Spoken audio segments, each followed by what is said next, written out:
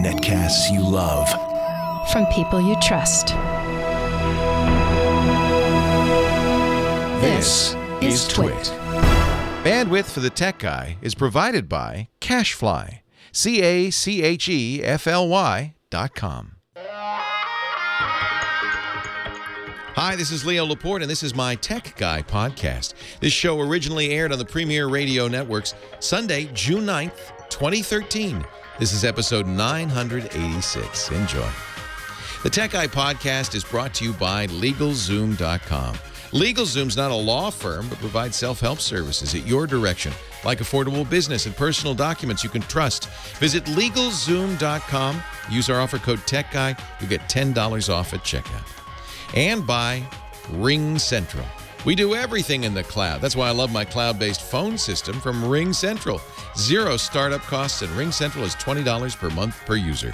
Try it now with a 30-day risk-free trial, and when you buy one desk phone, you'll get a second phone free, up to a total of 20 phones. Call 800-543-9980 or visit ringcentral.com and use the promo code TWIT.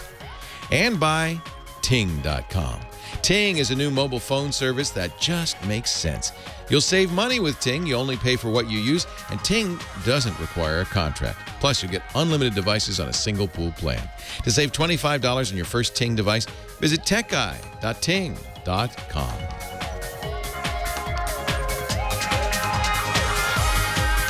Well, hey, how are you today? Leo Laporte here, the Tech Guy. Time to talk about computers, the internet, home theater, digital photography, of course, cell phones, anything with a chip in it. 8888 Ask Leo. That's the phone number, 888-827-5536. Heather Hammond will be answering your call, ready to talk to you. As we say, release the hounds. I don't know if there are hounds, but if there were, we would release them. We'll pretend there's hounds in the phone system. There's my dog, Ozzy. There's Not exactly a hound. He's more like a rat. So yesterday we talked about tech. There's sometimes the news, the big national story is a tech story. In this case, I think it's probably true that and we talked about it a lot yesterday, and I even got some email from people saying, talk more about tech, not politics. But this is a tech story, this story about PRISM and the NSA and spying. Something that, to anybody, as one of our callers said yesterday, who's been paying attention for the last decade or so, is not a surprise.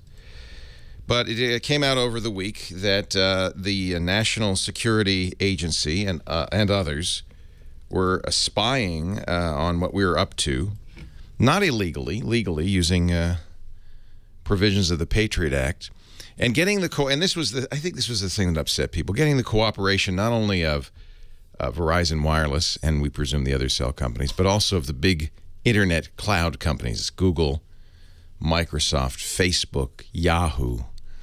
And the question that came up, and this is a question that we cannot answer and did not answer yesterday, is, well, exactly what does that mean?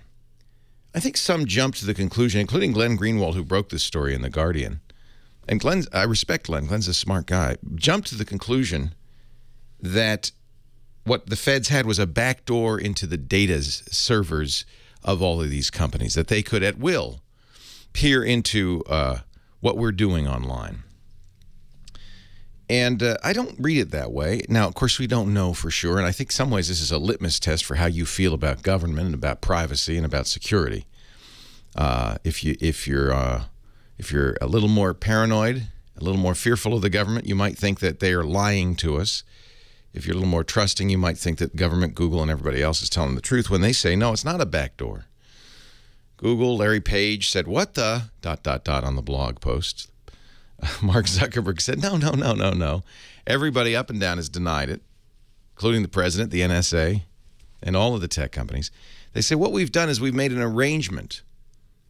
We've made an arrangement with the Fed so that when they legally ask for information about our customers, we can provide it to them in a secure fashion. It's like a Dropbox on our servers, yes, that they can come to, but better than packaging it in a box and mailing it or emailing it. a secure way to get this information for the feds. And apparently there's enough information that's probably the only efficient way to do this. Google says we fight every request. Our attorneys do everything they can, but if it's a legal request, we have no choice but to hand over the information. The only company that doesn't cooperate, oddly enough, is Twitter, which is for the most part a public, the traffic on Twitter is for the most part public anyway. Twitter says, well, we comply with any federal regulation, but we're not going to make it easy. We are not legally bound to give them a Dropbox. I don't know how much easier that makes it. And I think in some ways you could say, well, this protects the information a little bit better by making sure that only the people who have the legal right to see it, see it. Now, we can debate, and that is a political debate, over what rights the feds have to this information, what information they have the right to. They say, President Obama said yesterday, we're not reading your emails or listening to your calls, especially of U.S. citizens. What we're monitoring is the traffic from U.S. citizens outbound overseas. And we're not looking at the contents, but just the date, the time, the phone numbers involved, things like that. And, you know, with big data analysis, which is, you know, becoming better and better these days, it's possible to deduce quite a bit from just that much information. They don't need to read your emails. They just need to see the pattern emerge. And I don't think anybody doubts, in fact, nobody at this point is denying that this is happening, that the feds have the right to it, according to the Patriot Act. Members of Congress, particularly Democrats, are up in arms and demanding more transparency from the Obama administration. I think rightly so. It's hard for us to have an informed conversation about this, about whether we're willing to give up this privacy in the name of more security against terrorists, unless we know the facts. So we need to know the facts. And the only people who can tell us the facts are the people who are actually doing this. They say, we can't tell you the facts. It's secret. It's secret for a reason. It's secret under the Patriot Act. It's secret under the FISA Act. Because if the terrorists knew what we were up to, they would hide. So that's the story. And we talked about it a lot yesterday. We don't need to go into it in great detail, except for, in my opinion, the bottom line, whatever you believe, the most important thing to understand is that you are not, when you're online, you're not in private. For a long time, the IRS has held, and nobody has denied their right to look at checks, credit card transactions. All of that data is fed into the federal system. Has been for years, without search warrant, without due process, without oversight. And apparently cell phone logs and records, GPS data from your cell phone and all of that also available without warrant to law enforcement locally and nationally. So just add to that list everything else you do online. And, you know, people have been so worried about, oh, Google's spying on me. Microsoft says Google's spying on me. Yahoo says we're going to start looking through emails for advertising. And people are up in arms about that. Folks, your ISP, your internet service provider, can see everything you're doing. They know where you're going, who you're sending to, unless you take precautions. The feds probably even more so. Just assume if it's online, it's public. And I certainly tell teenagers this because they think, I think a lot of times, hey, I Snapchatted it, I Instagrammed it, I Facebooked it. That's private. No, it's not. And I'm not even worried about the feds. That stuff could be public in a heartbeat. Flip a switch. We just found out that Snapchat doesn't really delete those. They're all the pictures are still available in cache. If somebody gets your phone, they can get all that data off of there. You shouldn't do it on the internet if you want it to stay private, period. And the real question in my mind is how useful this is in fighting terrorism, really. Because means exist for you and me, and certainly for terrorists, to hide their tracks much more effectively. I think that's probably why the NSA and the president don't want this information to come out, and why they're calling for a criminal investigation of whoever leaked it, because they know the truth. If terrorists want to hide their tracks, they can. It's easy. The technology exists, as can you, with encryption and VPNs and all of that stuff. Just assume that everything you're doing is in public and act accordingly. I think that that's a safe, fair assumption. The internet is a public space, and embrace that. There's lots we can do out there. 8888 Ask Leo is the phone number. We could talk about that, certainly, but anything else having to do with technology, your computer, the internet, your cell phone, and all that, 888-827-5536. The website is techguylabs.com. techguylabs.com. And you'll find a link there. You'll find the phone number there, but you also find a link there to the chat, which is a great place to go. We probably won't allow political conversation there, but we have an unfiltered chat you can go to, or an off-topic chat where anything goes. But in the main chat, we try to stick to technology topics. The irc.twit.tv. And by the way, the feds are absolutely watching that and filtering everything that goes through there. So, just be careful. As Cargoplex says in the chat room, naming my Wi-Fi network Al-Qaeda is probably not a good idea. Yeah, I'd agree with you on that. There's somebody with a Wi-Fi network, I don't know where it is, somewhere in this area, named FBI Surveillance Van. Now, I always assumed it was a joke, but maybe it's not. Maybe they're hiding in plain. I don't know. Just assume it's true. 8888 Ask Leo. Leo Laporte, the tech guy. Let's talk right after this. They must be bored. That's right. They're listening to my stuff. They're bored.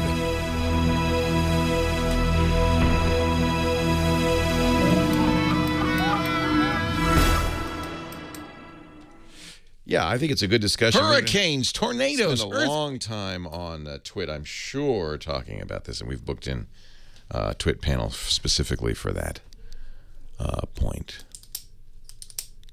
It's the NSA using the FBI surveillance van. Tech Dino, I don't know, but it's we have 6 lines. I don't do more than 6 calls an hour, so you can assume you're on. If you get on first, obviously, you'll be on quickly. But if you're at number 6 in that queue, you can assume there's another hour at least to go.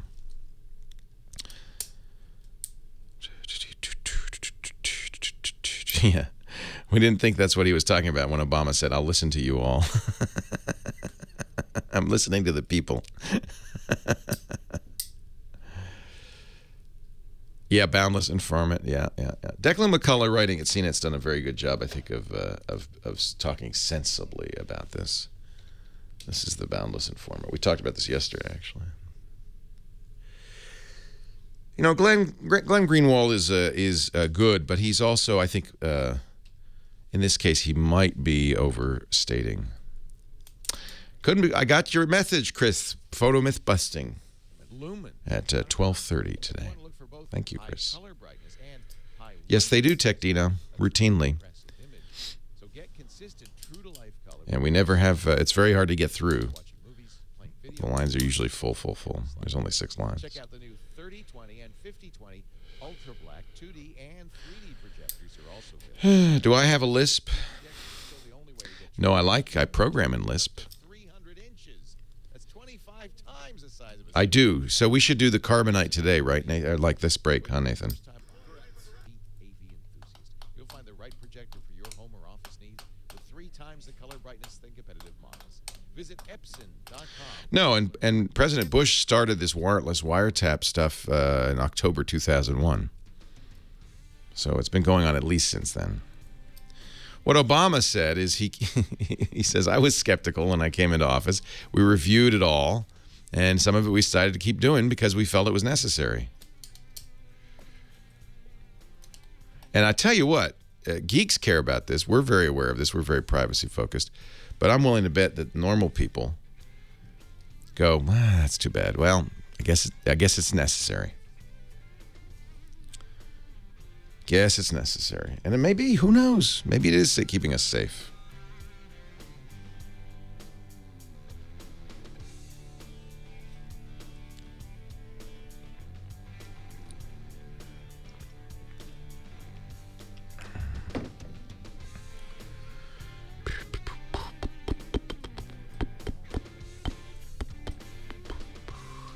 Oh, CAA has been doing that for a while. They have a venture capital arm.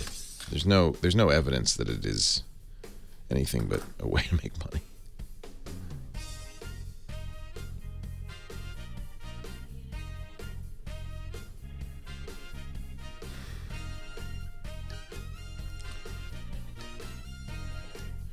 Well, and that's I saw somebody from the Justice Department say, well, if you're not doing anything wrong, you have nothing to fear. That is really not the right response. In fact, it's a little disheartening to hear somebody in the Justice Department say that.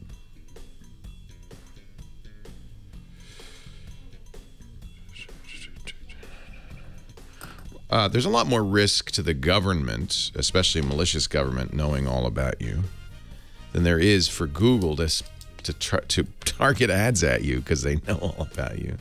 I find the former much more disturbing than the latter.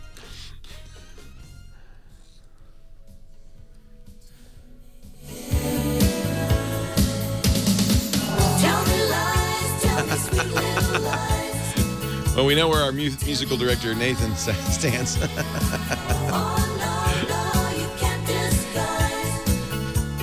Leo Laporte, the tech guy. Interesting conversation in the chat room. Well, you know, if Google, why is it worse that the government's tracking your data than if Google's tracking your data? Well, just my personal feeling about it, and of course you can have your own. But a malicious government could do a lot more harm, anything from IRS audits to warrantless imprisonment in Guantanamo Bay for an indefinite period if they don't like you. All Google could do is target ads at you.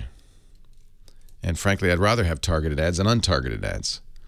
And I'm not too worried about Google throwing me in jail or auditing my tax return. So I think it is much more concerning when the government does this than when private industry does it. 8888 Ask Leo. Let's get to the phones. I'm going to ask my talented partner here, Heather Hammond. Who should I talk to next? Well, we can start with a security question. You see line one? There's Dana and Rancho Cuca. Manga. Thank you, Heather. Hi, Dana. Leo Laporte, the tech guy. Hi. How are you this morning? I'm well. How are you? I am so happy to be your first caller. Yay. Of the day. Hey, I'm not really tech savvy at all, and I'm a little confused right now, but I just got the hotspot broadband. Yeah. And a new computer, and I don't know how to work it at all. Windows 8, of course. But it's the Asus Sonic Master, and it came with a Core i3 processor. So what's your problem? I don't need to know. Probably don't need to know stats like that. Yeah, I'm just wondering about. My concern is having the best security, and I know you've talked about the WPA2 is what's needed. Yeah. Okay, and when I come up on my hotspot, it says WPA. That's fine. That's fine. The one you want to avoid is WEP. Any security is better than no security, even WEP. But WEP was cracked by the bad guys many moons ago and really isn't very effective. WPA is fine. Okay. WPA2 is very infinitesimally better, but not enough to worry about. Okay, and would a router help in this instance for Wi-Fi only? I think it is a router. Oh. It's doing that. I mean, if you can use more than one device on it, it's a router. All righty, and then... Which means, by the way, it's a firewall, which means it's great. The bad guys are bouncing off of that instead of off your computer. Okay, so even in an apartment complex. Sure. Okay, and then it's got only... I know you've talked about getting the jelly bean, and this only has ice cream sandwich. Now, you have a Windows 8 tablet or computer, right? Right. Right, but are you talking about getting an Android one now, too? Because that's what Jelly Bean is Android. Windows 8, you don't have to worry about it. Okay. And then You just want dessert. I know you. I'm looking for the sweetie. You just said, "Where's my Jelly Bean?" No, that's for phones. That's not. You don't have to worry about that. Okay, I don't even have a cell phone. But anyway, that's how you take. I'm really glad. You know what? It's really good, Dana, that you're asking these questions and that this awareness has sunk in because it's people who don't understand this stuff who are the most vulnerable, right? Yeah. So you're doing it. You've got a Wi-Fi router with security turned on. Now, the good news about Windows 8 is it has built-in security software. It has a built-in firewall. It has a built-in virus and spyware scanner. So you're in pretty good shape with Windows 8. The one thing that you got to watch out for from now on is a bad guy to get onto your system has to get you to run some software. So there's two ways they can do that. One, by tricking you. So, like, do you have Facebook? No, I don't have anything right yet. I just tried to get onto YouTube. Yeah, YouTube's okay, but what'll happen is maybe you'll get a message. It could be an email message. Could be, this happens a lot on Facebook. That's why I bring it up. But it could be from any source where it looks like it's somebody you know, and they say, I have video that you will not believe. For me, I don't know if they do this for you, Dana. They say of what you did last night. And I go, what? Wait a minute. What did I do last night? And so I get all flustered, and I click that link, and then it looks like I'm on YouTube. And this is where you have to be careful. It looks like I'm on YouTube, except that it says, oh, you don't have the latest flash. And this is so common that people go, oh, yeah, of course I don't. I never have the latest flash. That happens all the time. And they click OK, and this is where the bad guy gets you. It wasn't really YouTube. It isn't really Flash. You're downloading it. You run it. And what you did is you infected your computer because the bad guy tricked you. So that's one way they do it, is by tricking you. So just be suspicious. When you're in your browser, look and see where you are and make sure it's where you think you are. Not youtube.hacker.com, but youtube.com. Things like that. And then YouTube. Yeah, make sure, just look at the address and make sure it's not a fake version of YouTube. If it says youtube.com and it's spelled right, not Y-O-U-T-O-O-B, something like that, okay, then you're all right. And the other way they get on there is without your knowledge, by not keeping Windows up to date. So the good news is Windows updates automatically, and you're going to be fine. That Microsoft's done a lot to make Windows much safer. I wouldn't worry too much. Just be kind of aware. Here's another one that gets a lot of neophytes. You get a call on the phone. Hello, this is Microsoft tech support. We were looking at your computer and we saw a lot of strange activity. We'd like to fix it. No. You know, Dana, you're smart. So, I've been listening to you since the TV days. Oh, that's great. So you understand that it's called social engineering. They just try to trick you into getting onto your computer. You're good. I think you're fine. You got Windows 8.1. Take a little time or 8.0, I think. 8.1 comes out this fall. And it's a few weeks to go. Be paranoid. Not so paranoid that you can't enjoy yourself. Well, I was on learning the computer at one point, and I was totally hacked down with a brand new Norton firewall. Yeah. 3 months. Yeah. It's so sad. I mean, the truth is any security software can be outrun if you let the bad guy do it, right? Because the security software, it's a fine balance. It has to give you enough permission to install stuff to run programs, or you'll get mad at it. Yeah. So if you say, well, no, I really want to run this program I got from hacker.com, they're probably not going to stop you. So it's good to have the security software, and Windows 8 comes with it, but it's also important that you kind of be not paranoid, just a little suspicious. Yeah. Look gift horses in the mouth. I guess I'm not used to somebody watching out for me, like Windows 8. Dana, you're in good shape now. You stay in touch, okay? Okay, can I ask one short question? Yeah. I was real concerned when suddenly my video came on and I was on my own computer, and I can't understand what happened. Well, your computer has a camera. Yeah. And there are programs that do that. If you install Skype, for instance, it might do that to test it. If you install, there's different programs that might turn on your camera. Usually it'll ask your permission before it does that. It didn't. But you know what I would do if I were you, Dana? I'd get a little piece of masking tape and just put it over that camera. That's what I was going to do. It's perfectly okay to do that. And when you want to use it, just take... would YouTube do that? No. Well, it would if you accidentally clicked I want to leave a comment, yes. Leo Laporte, the tech guy. Or it could be the NSA. I forgot to do the ad. Next break. No, it's okay. We can do it we got scheduled time because we don't have one this hour. Oh, good. All right. We'll do it the scheduled time. That's good. Hey, our show today brought to you by LegalZoom.com. LegalZoom is not a law firm, but LegalZoom is a very cool way to get paperwork done, legal paperwork done. A lot of it doesn't really require, the expense of a full-time attorney. This I have learned. And if you're starting a business, you probably don't have the money to spend on a full-time attorney. When I wanted to start Twit, my podcast company, I created a limited liability company, LLC. it's a simple thing to do because it's what they call pass-through taxation. It's still treated as if you're the sole proprietor, but it limits your liability. In other words, if you go under, they can't take your house, things like that. Look at that, $99. You don't need a lawyer. It's very easy. That's how I did it. Just walked through a questionnaire. Incorporation, same idea, more sophistication. S corp or C corp, still $99. Here's one I wish I'd known about. I didn't do this. I did it myself. And then we went back to a lawyer. He said, yeah, that wasn't very good. Your trademark. You should trademark. If you're a blogger and you've got, OMG Chad, you've got a special blog name or whatever, $169 to trademark it. If you've got a family, if you've got assets, you've got to have a last will. I know you don't want to think about it, but it's only $69. It'll take you, an hour to do. And then you decide what happens to your assets, to your kids, not the courts. And here's a new thing that LegalZoom does that I love. They have the LegalZoom legal plan. They have attorneys in almost every state that they've vetted, that they've set a fixed price, very reasonable fixed price for, so you can ask them questions.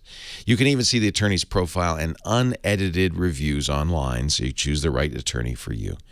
So, a lot of this stuff, I didn't have the help of an attorney, but if you want to go through it and you get to a question, you go, I'd like to talk to somebody, you can do that too. LegalZoom.com for business, for life. And if you mention Tech Guy when you check out at LegalZoom.com, we'll give you $10 back.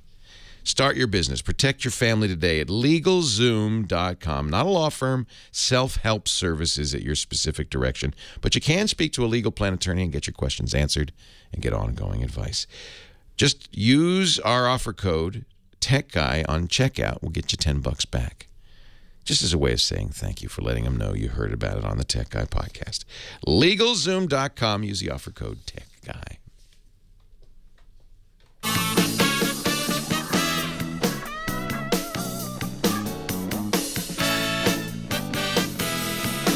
I go back and forth between the Galaxy S4 and the HTC One. And it's not an obvious choice. The pros and cons of each. So my S4 is on T-Mobile, which happens to be really good here in Petaluma, both bandwidth and phone service and bars and everything. So that's good that's a plus for the S4, but it may not be. That's specific to me.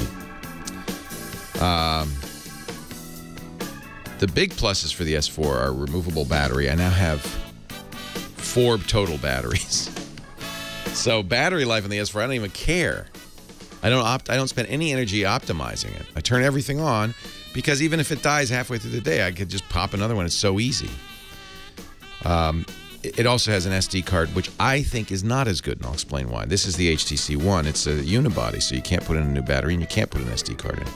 But you can get a 64 gig version, which frankly is preferable because that's all contiguous memory. And on the S4, especially the 16 gig, you have very little free memory for your apps.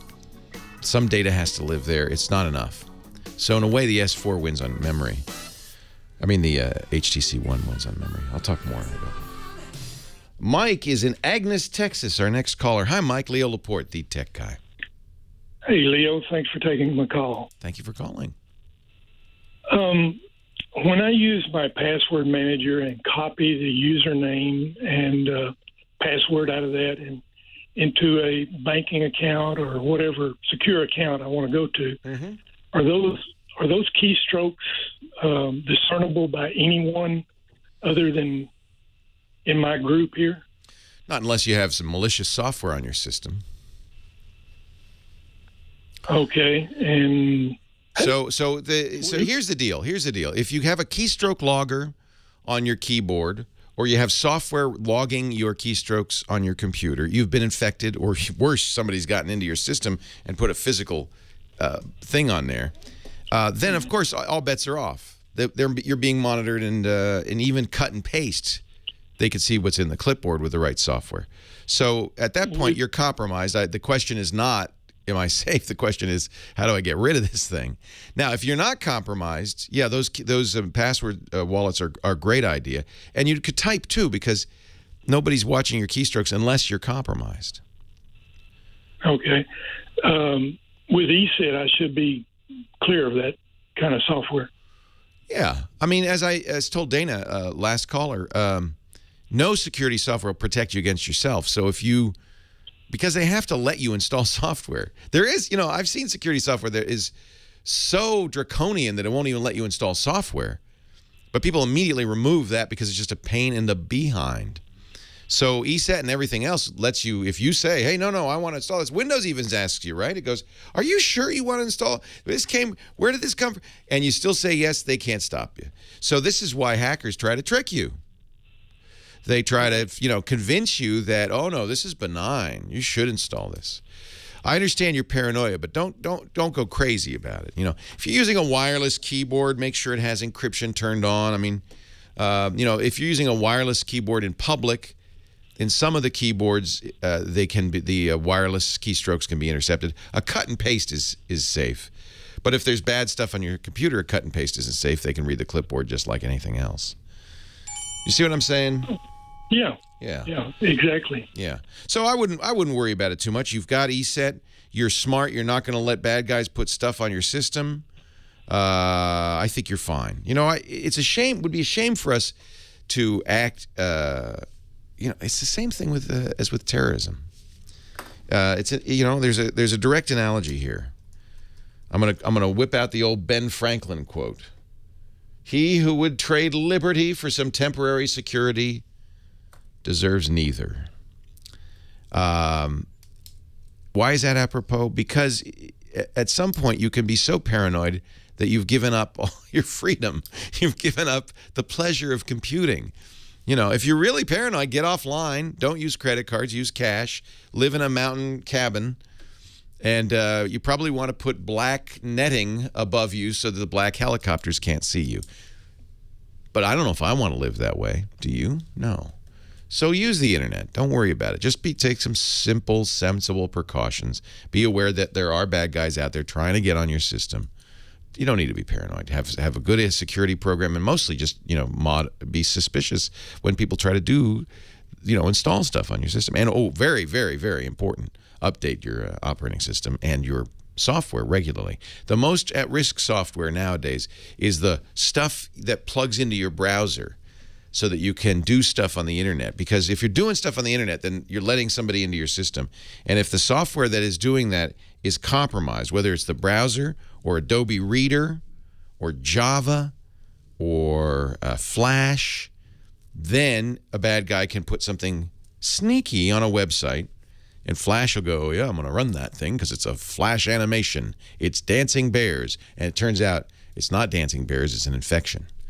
So it's important that you keep Flash up to date, Java up to date, anything that's your browser's up to date and your operating system up to date. Anything that you go online with is the most likely cause of infection. People can't, you know, aren't going to infect you through your Microsoft Word unless you have it set up so that it automatically runs Word documents on the internet, something like that. 8888 Ask Leo. Let's move on. I know if you listen to the show, you might get paranoid. I don't want you to get paranoid. I use the internet all day, every day, all the time. Ken in Simi Valley, California. Leo Laporte, the tech guy. Hi, Ken. Hi, how are you? I'm well. Well, I'm paranoid, but that's irrelevant for this call. Even paranoids have enemies, you know? It's just nothing you can do about it. Well, I was very happily watching TV all over the internet with an older laptop running my flat screen through VGA. Now, the TV died, so I'm replacing it, but the new TVs don't have VGA port. No, they don't. They have HDMI, don't they? They do. So I was looking at converters, and I came across two things. First of all, there's a whole bunch of things that claim to be active VGA to HDMI converters, but then there's also on Amazon a thing that claims to be a USB to HDMI converter. And I scratch my head, though, and I say, but if the video signal isn't on the USB port, is it? It hasn't gone through the video card yet.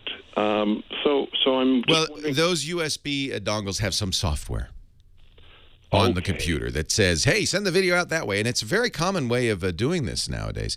Here's the deal. VGA is an analog output port. And, of course, your flat panel TV wants a digital input.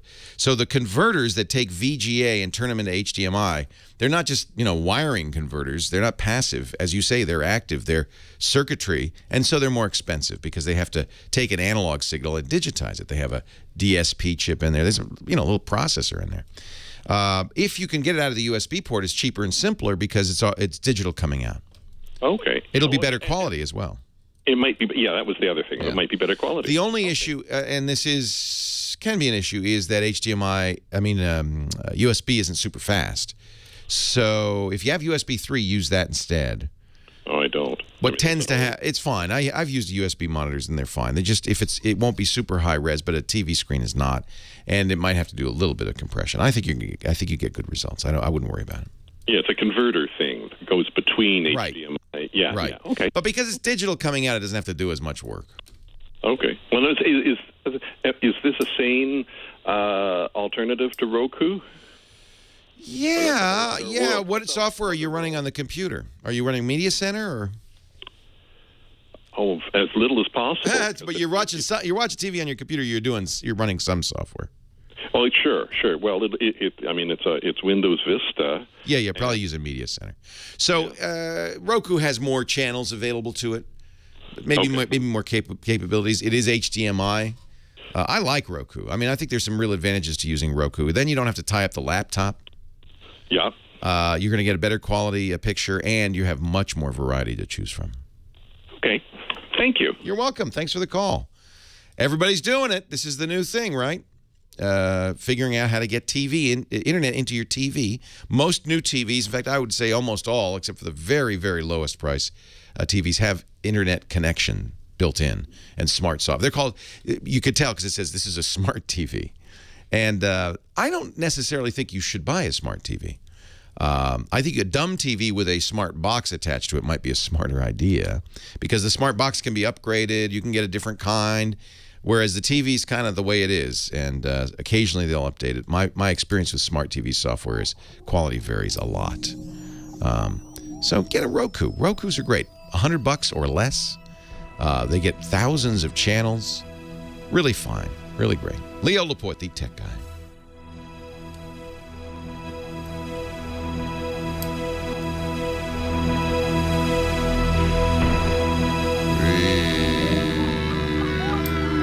Yeah, because component is analog. So component to analog. You're stuck waiting somewhere like the airport, the restaurant, HDMI the dentist's digital. office, and you're just staring at the ceiling, wasting. Yeah, Kuros don't have any smart TV. Now with Go to My PC and your smart. Oh, I didn't get the Headphone X app. I forgot. Downtime like that's a new uptime. You can access your entire office computer from your mobile device. Many more than 6 channels on Roku. Actually get work done while you're waiting. Many more. They kind of downplay that. iPhone, I didn't know it means 6. I asked them once and they said they didn't say that.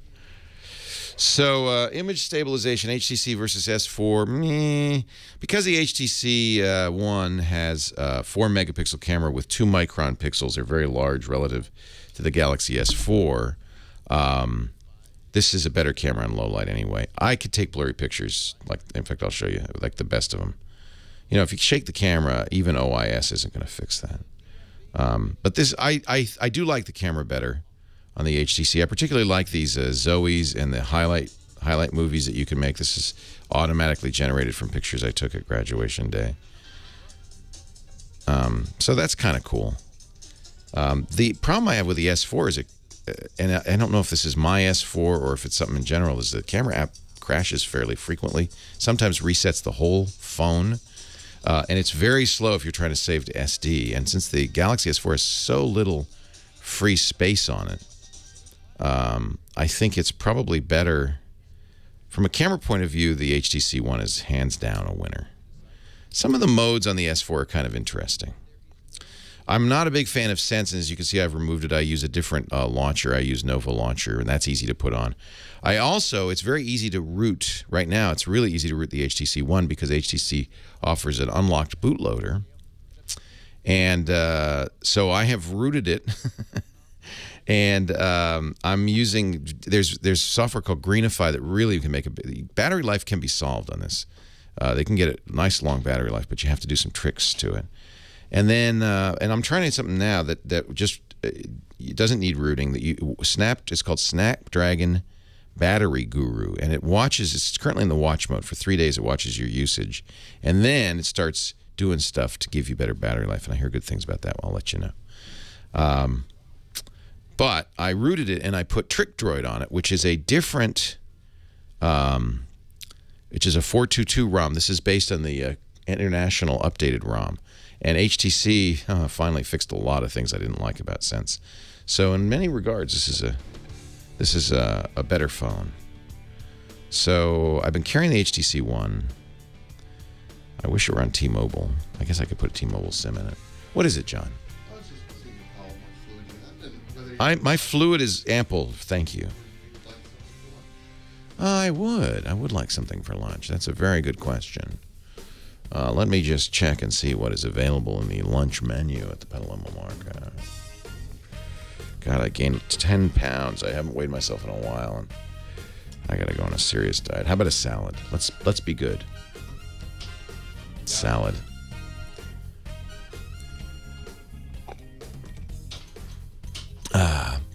I like the HTC One out of the box. Its battery life was miserable. So I have been on a 6-week quest to improve battery life, and I have now got it to a usable point of view. I think it's a beautiful phone, and I tell you, people, when they see the One, they really look at it and they go, ooh, pretty. Whereas I don't get that reaction very much with the S4. This is, I think the Lumia 928 camera is actually the best. But you have to use Windows Phone, and I'm not crazy about that. We have some trouble. It is the motto. Don't worry.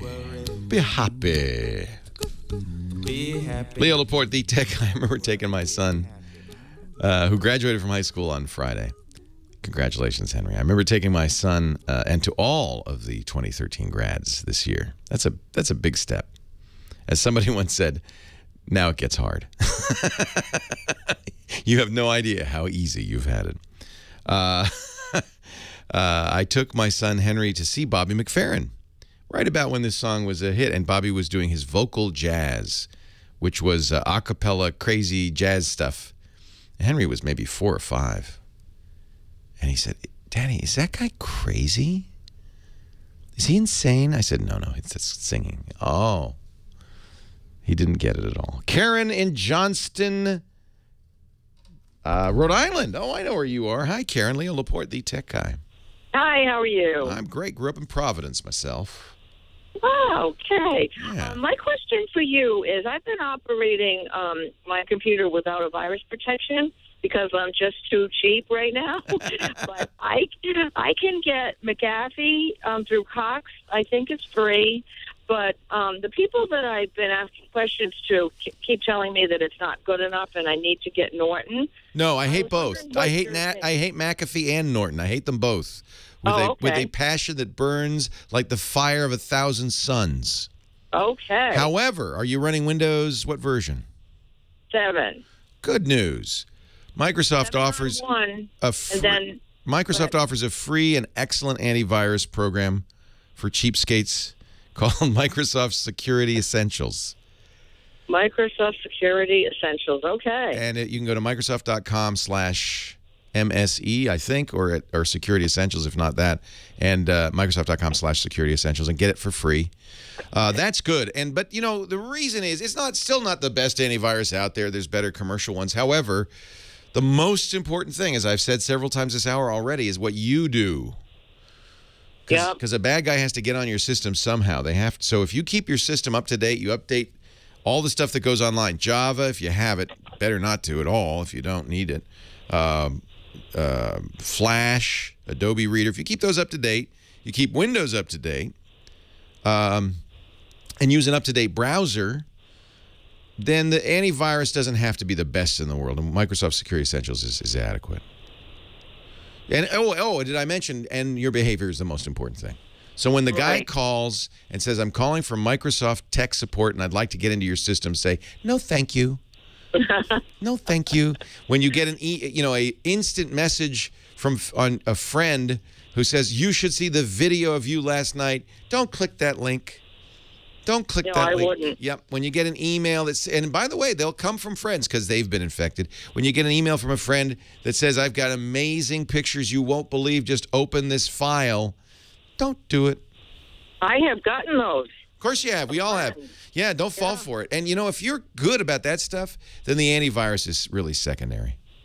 Okay, great. And which browser do you prefer? I use Chrome, the Google Chrome browser. IE has some kind of significant issues. Internet Explorer, the Windows version. I would prefer that you use Chrome, or Opera is good, or Firefox is good, but Chrome is my favorite. Okay, sometimes Firefox doesn't work on everything. Yeah, use Chrome then.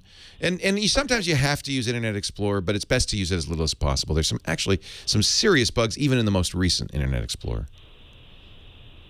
They've done some stupid stuff. And even though they really tried hard to make it secure, until they fix that, I would say you can't get rid of it. It's part of Windows, but don't use it as your default browser. Wow, I never heard that sound before. Does that ever happen to you with your smartphone? You hear something that you never heard before, and you go, I don't know what it's doing. Something's going on. I don't think that wasn't my phone. That was something else. Mike in Jefferson City, Leo Laporte, the tech guy. Let's talk data destruction. Yes, Leo. I need a anti-carbonite. So you got reel-to-reel, like IBM reel-to-reel tapes? Yes. And we've gone off to, different media, of course, but I've got like 12 of them, and I need to make sure, can you pour like Windex in a bucket on them? And I don't want to cause the fire alarms to go off in the Capitol. Yeah. I just want to... Well, what we used to do is degauss them. But that means going out and buying a big electromagnet. I've got one, but I need something that's really trustworthy. I'm not sure if I trusted that or not. Well, you're right, because degaussing might leave a few stray ones and zeros behind. Right. And if you really say, this has to be absolutely clean, the only way to do it is to first degauss, then destroy. Do you have a shredder handy? No. We did that about 3 years ago, and these 12 got missed, and they don't want to spend another a lot of money. Just had this great big truck come through for. Yeah, I don't blame you. Although you can get go to Staples and get a $50 shredder and just take the tape off the reel and run it through the shredder. That'd be sufficient if you degauss it and you shred it. Admittedly, if somebody's determined, if somebody works for a major 3-letter government agency, they already have your data anyway. Never mind. But if they do and they want to get it, they probably can take the time. I've seen people piece together shredded stuff. So get a crosscut shredder that makes it confetti. Yeah. And then you can have a little party. That makes it very hard. And then strew it. Put it in 4 different garbage cans and put it out separate weeks and mix it up good. I think you'll be fine. Okay. The key is degauss first, then destroy the medium. Okay. Alrighty. Or you can get what was the name of President Nixon's secretary? Remember the Reach? What was her? You remember the name? You're good. If you can remember that name. Alice. I can picture her. Rosemary Woods, Dr. Mom, you win the prize. Ding, ding, ding, ding. Let's send her $10. A gift certificate for her local pizza. No, we have no prizes. I should arrange prizes for occasions like these. We did a segment on the Screensavers, my old TV show with my buddy Patrick Norton, who was want to use big, heavy implements like sledgehammers to destroy things. And we were going to show you how to destroy a hard drive. The British intelligence spec is that you degauss the plate. You open the hard drive, and there's metal platters in there, right? You degauss the platters. You then grind them up to a fine dust, and then you store them in a safe in the basement. They don't even let the dust out. They store it. Patrick said, we don't need to do that, but we are going to show you how to take a metal platter out of a hard drive and destroy it. What he didn't know is that sometimes those platters aren't metal. Sometimes they're glass. We opened up a hard drive. He took a hammer to it, and whoosh, glass went flying everywhere on live TV. Thank goodness nothing got stuck in my epidermis. It would have been you'd be seeing it on YouTube today. And then we have Kevin Rose, who was one of our tech guys. We called him the Dark Tipper because we gave him all this sneak. He used thermite, packed his PC case with thermite, which is an incendiary explosive, and almost burned his house down. That's for another story for another day. Leo Laporte, the tech guy.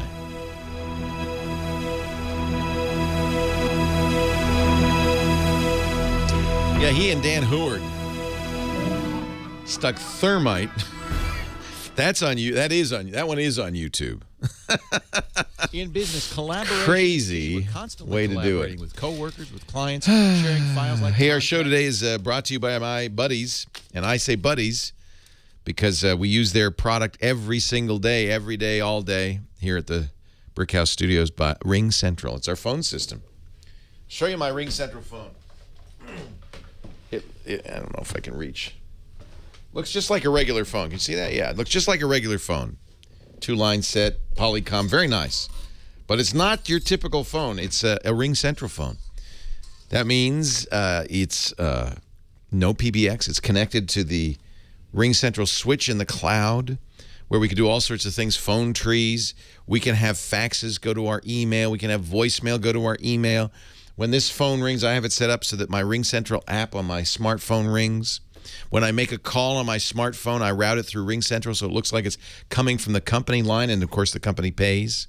Text messages to the Ring Central app, that's cool.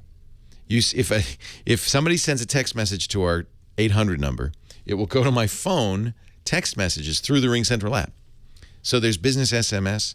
Ring Central is amazing. They have a new thing. They just they did the business SMS, and they have Salesforce integration. All of this because it's software. It's a cloud-based system, so they can add features all the time. I am a big fan of Ring Central, and I want you to try it. We've got a 30-day risk-free trial and a special offer for our listeners. When you buy one desk phone, you'll get a second phone free, up to a total of 20 phones. Ring Central's good, easy on the wallet, too. As the boss, as somebody who actually pays for this system, it's $20 per month per user, and that includes toll-free long distance, includes fax, all these great features. As little as $20 per month per user. So a new employee comes in, we give them the phone, they plug it in, they're good to go. You can visit ringcentral.com, use the promo code TWIT for our special no-risk trial, or call 800-543-9980. 800-543-9980.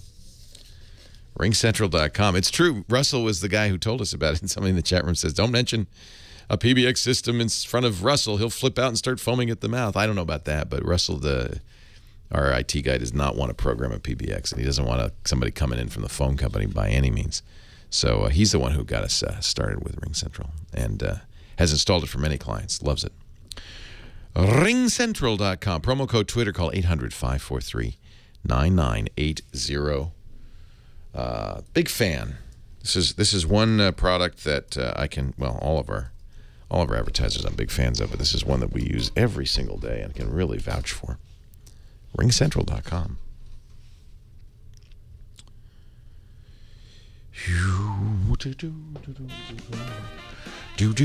I can't believe a whole hour has gone by in the blink of an eye. I thought it was 2.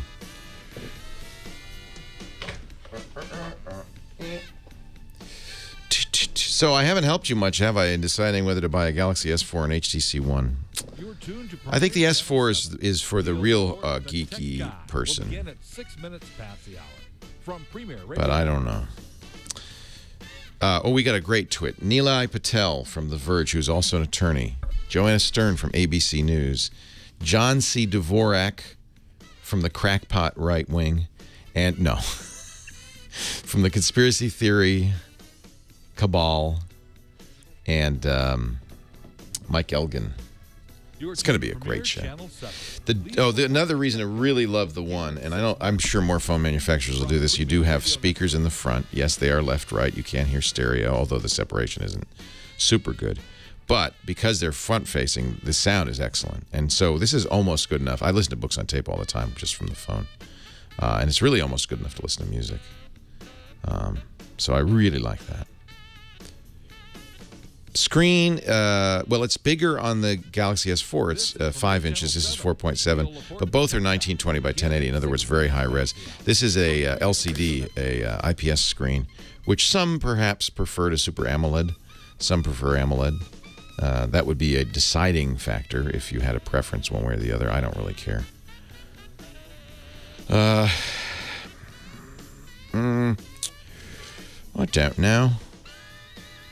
don't know. Here, I'll play play an audiobook for you. I'm listening to The Great Gatsby. Suppose we take a plunge in the swimming pool. I haven't made use of it all summer.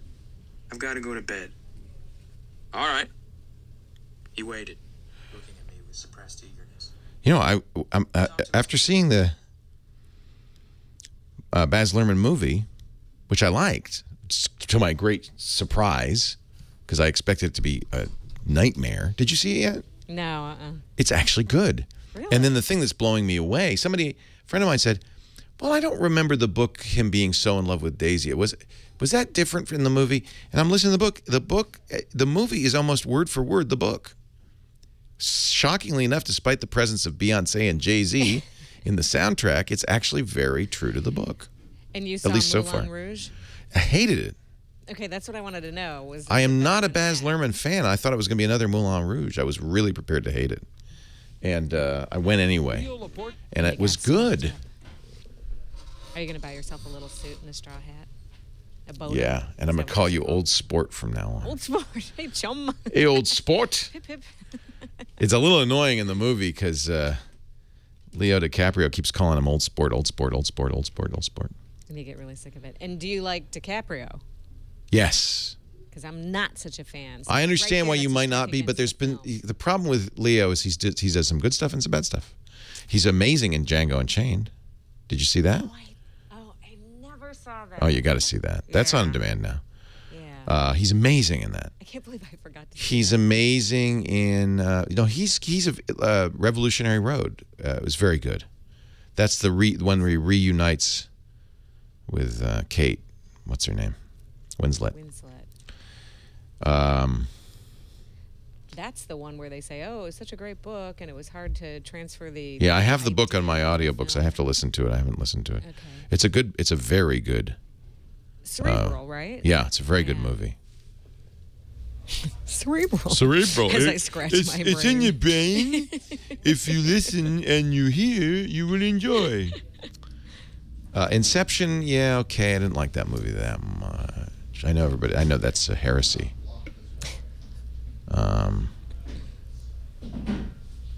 Did you ever watch 30 Rock? Oh yeah, I love 30 Rock. I love when the Alec Baldwin character goes, Donaghy, he goes, I never fall asleep on airplanes. I don't want to get incepted. That's pretty funny. I love that show. That's very funny. Yeah, I'm still binging on Arrested Development. God, is that good? Now I'm completely won over. I like the new won one over so much. Yeah, I can't wait. I'm still on season 2. I still you are? Oh, Oh, yeah, darn I'm it. almost Oh. done with season 2. The I can't newest watch more season's than the 3 or best. 4 at a time. I mean, Really? Well. I can. I'm strong that way. you're strong like Ultimately ox. lazy. I can watch 10 hours of television. So I watched the new one, and now I've gone back and started the first It's so season. good. So it's really fun. God, I love Tobias Funke. He's so funny, unwittingly funny. David Cross is the best. Is that Michael? David Cross is Tobias. Tobias, oh yeah, he's good. He's a great stand-up. He's good. Blood Diamond was good. It was a good movie. I don't remember Leo in it particularly. I know he was in it, but I don't. Loves Catch Me. He was good in Catch Me If You Can. That's a good movie. I've met Frank Abnegad when that book came out. Hey, how are you today? Leo Laporte, the tech guy. Time to talk computers, the internet, cell phones, camcorders, MP3 players, Arrested Development, Game of Thrones, and House of Cards. 88... So here's the deal. 8888 asked Leo. We do kind of sometimes, Heather and me, talk about TV, but the reason is because there's a tech connection, right? So the tech connection for House of Cards and Arrested Development is that they're produced by Netflix, which is a big, shift for Netflix to become the HBO of streaming media. And I think they picked 2 very good shows to do. Exactly. And did a great job with lots of money. Helps to have lots of money. They hit the park. They did. And then Game of Thrones just because geeks like Game of Thrones. And tonight's the last, episode for the season 3. We're still in shock. I'm not going to say anything. No spoilers. We're still in shock after the last episode. They took a break after the last episode, and they gave us the Liberace movie in that time slot, which was very jarring. Very jarring. Now I know what everybody on Twitter was talking about. No, they were talking about something else. 8888 Ask Leo. We could talk about tech, computers, the internet, cell phones, home theater. Our photography guy, digital photographer extraordinaire, Chris Marquardt, joins us at 1/2 the hour, actually 33 1/3 after the hour, to do a little photographic myth-busting and to prime the pump for our photo assignment. We do one of those every month. That's fun. Let's get back to the phones, though. And our next caller is from Montreal, from Quebec. Alain, Leo Laporte, the tech guy. Hi, Alain. Hi. Hello? Hello, welcome. Yeah, good. Hi, Leo. Actually, I just want to start to say I'm like one of your biggest fans for the past 10 years now. Thank you so much. Yeah, I've been following you since the Tech TV days, and also with Amber MacArthur, Alex Lindsay, Kevin Rose, and all that. I mean... Do you remember, did you ever see that Screensavers episode where Kevin Rose blows up a computer with thermite to destroy the hard drive inside and almost sets his backyard on fire? Do you remember that? No. It's on YouTube, it turns out. I only started watching it when it was in Canada. So, yeah, I only saw the Call for Help, Tech TV. That was fun. After Tech TV went under in the U.S., I went to Canada for 3 years and did the show for Rogers up there. And that's where I met Amber, who's wonderful, and Andy and Sean and the gang. It was so much fun. Also, Steve Gibson also was there. That's right. I brought all my friends. I dragged them up to Toronto. And it's really cool that, they're all on the Twit network now. Well, it's hysterical, and James is reminding me of this in our chat room. They're still airing all those old shows in Canada. Amber should call. She said every once in a while they show the episode where Amber discovered YouTube when it first came out 5-6 years ago. And it makes her look kind of dumb because she says, I just found this new site called YouTube. And you can put your videos on there. And if you didn't know that this was taped in 2006, you would go, wow, that Amber's really a tech expert. She just discovered YouTube. So just remember, when you're seeing old Call for Help episodes in Canada on Rogers, that they're really old. And tech does not age very well. Alain, what can I do for you? Actually, I'm calling you because me and my friend, we started a small business, and my friend invented like a new device, a stand, and we had some questions regarding the shipping and the warehousing, because I know that you talked about stamp.com, but I don't know if there's like a solution that englobes like checking out. You need a stamps.com for Canada. Because it's U.S. only. But you want more than just stamps. You want what's called fulfillment.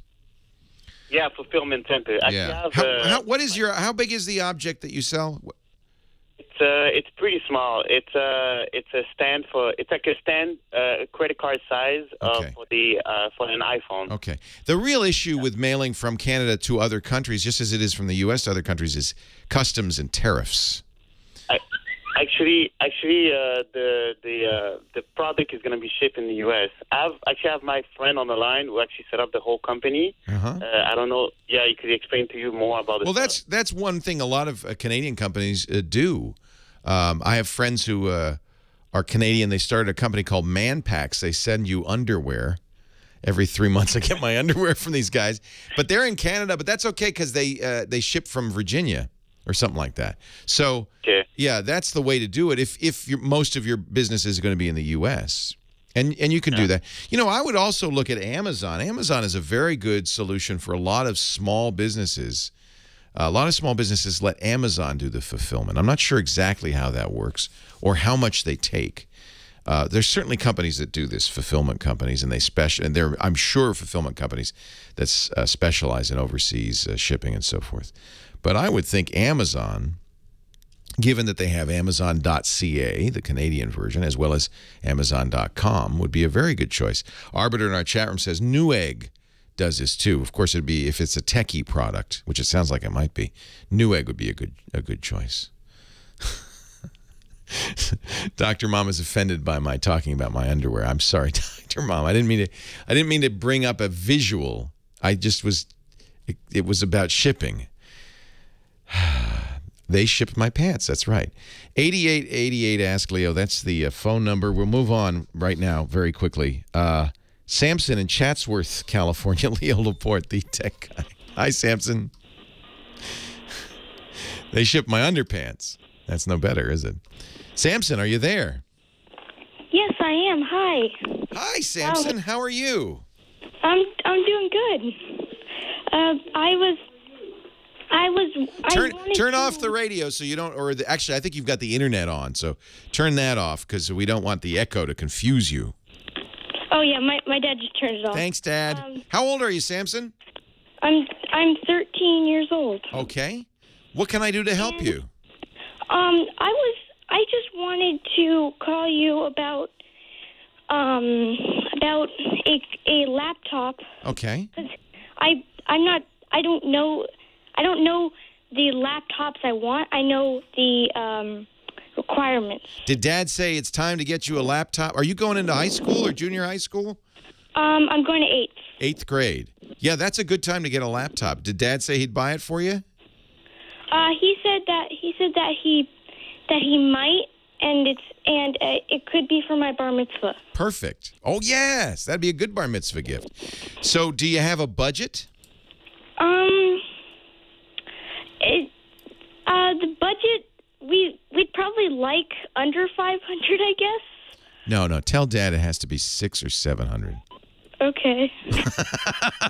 Is Dad listening? I'm trying to help you out here, Samson. Cheap isn't good really in a laptop, but maybe we can get 500. That's a little low. Do you want Windows? You have to have Windows at that price. Yeah, I'd like Windows. Yeah. Unfortunately, netbooks, remember those? You probably don't, but a few years ago, Asus started it and others followed in their footsteps selling $300 laptops, and they were terrible. But they said seashells? Yeah, exactly. And yeah, my dad has one. Yeah, well, what does he think? Does he like it? He got it because he was just looking for small and they're very light. small and they're very light. They're very cheap. He likes it okay. It's okay.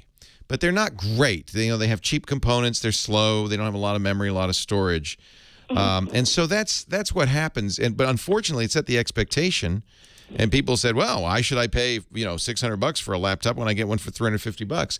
Well, you do get what you pay for. Okay. So I really. Somebody in the chat room says netbooks are so 5th grade. Yeah, they were. That's back when you were in 4th grade.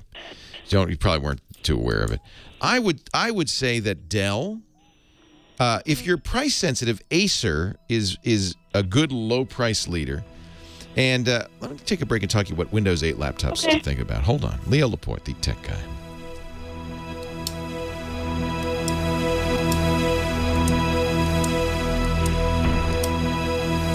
The Vivo book is really cheap, but I don't know. I don't know. Small businesses, they come in all shapes and sizes. I don't know. That's why I think... where you run your business, in a traditional office setting, or I can't believe that the guy who did the leak has identified himself. Right from your desk. That seems like such a... That's a bad idea. Stamps.com.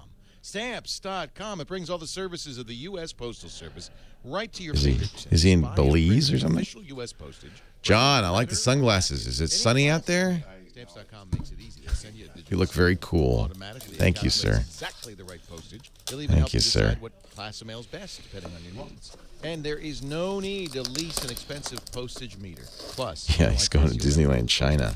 Again, they come and get the mail. I mean, talking about somebody's head's going to get chopped off. It's a $110 bonus offer, including that digital scale. The Vivo book, $426. That's not a bad. It's not bad. I agree. Click the microphone at the top of the. You don't have to do that. Type in Leo. That's humiliating. Use my name, Leo. For you. Don't you hate it? when you're stuck. You don't have to scoot under the cameras. Just walk right in front of them. And you're just staring at the ceiling, wasting A ton of them, because see, I was telling you the Google Plus crowd is coming in.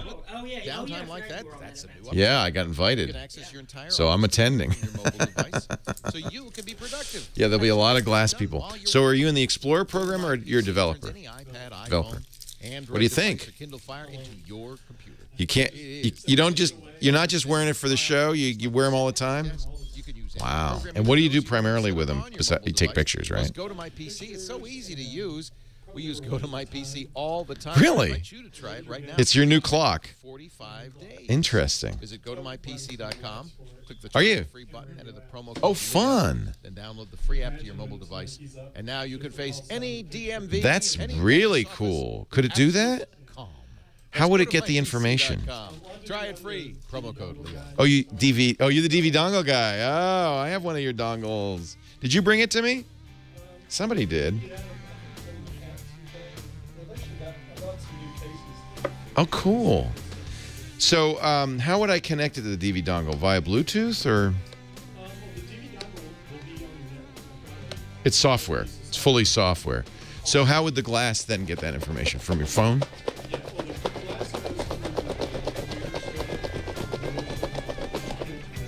Right. That would be awesome. Because I forget people's call signs like instantly. I have to work on that. Yeah. Oh, wouldn't that be great? See, that's face recognition, but for hams. I like that.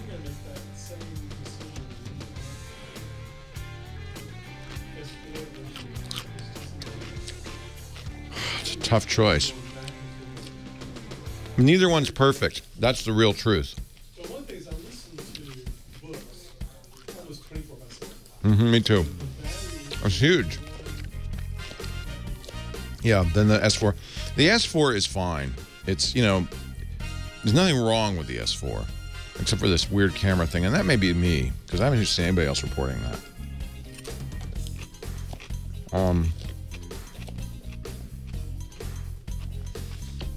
Oh, I know the other reason. And this will be fixed, but I don't think there's an unlock yet for it. I think the bootloader is locked, and I don't think anybody's cracked it yet. I may be wrong on that. You have to admire HTC for... Of course, you can always get the Google one. Right.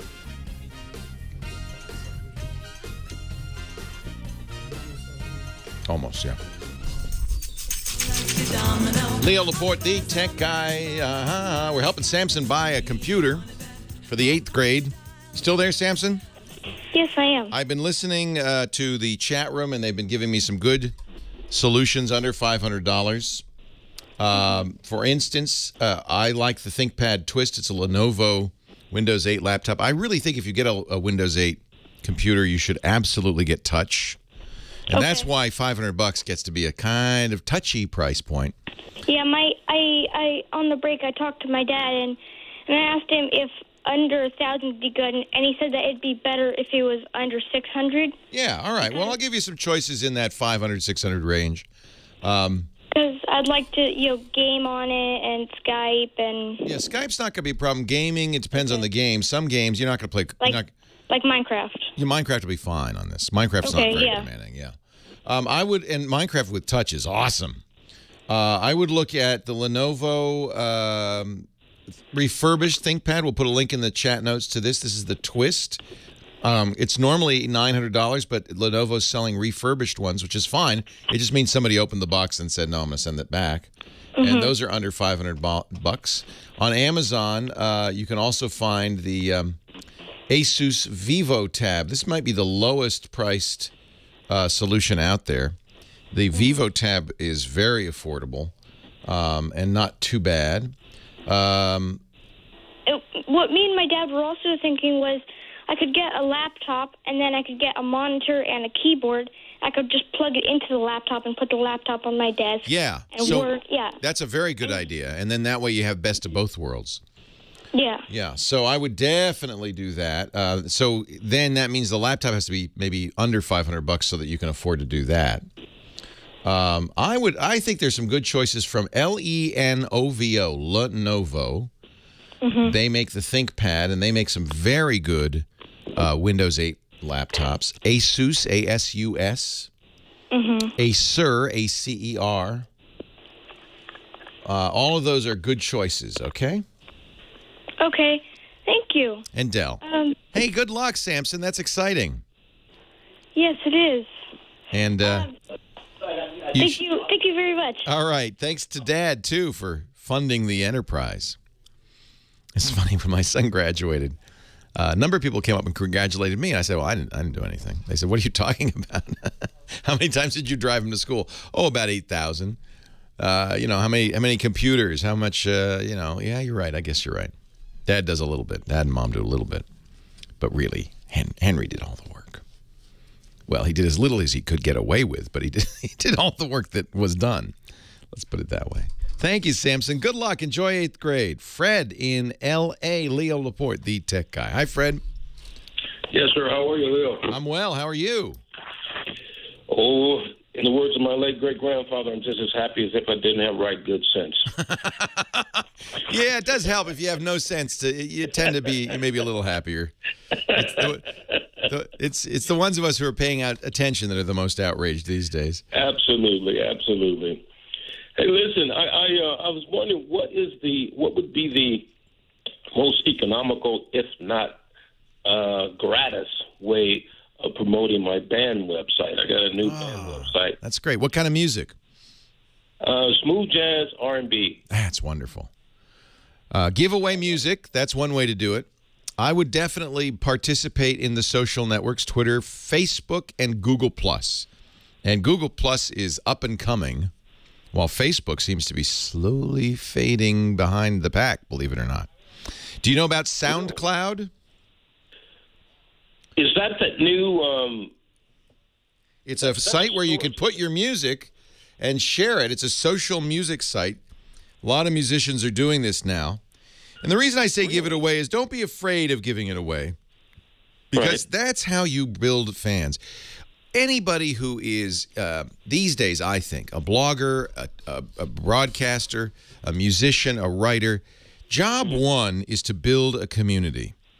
If you can get that done, I think musicians kind of know this intuitively.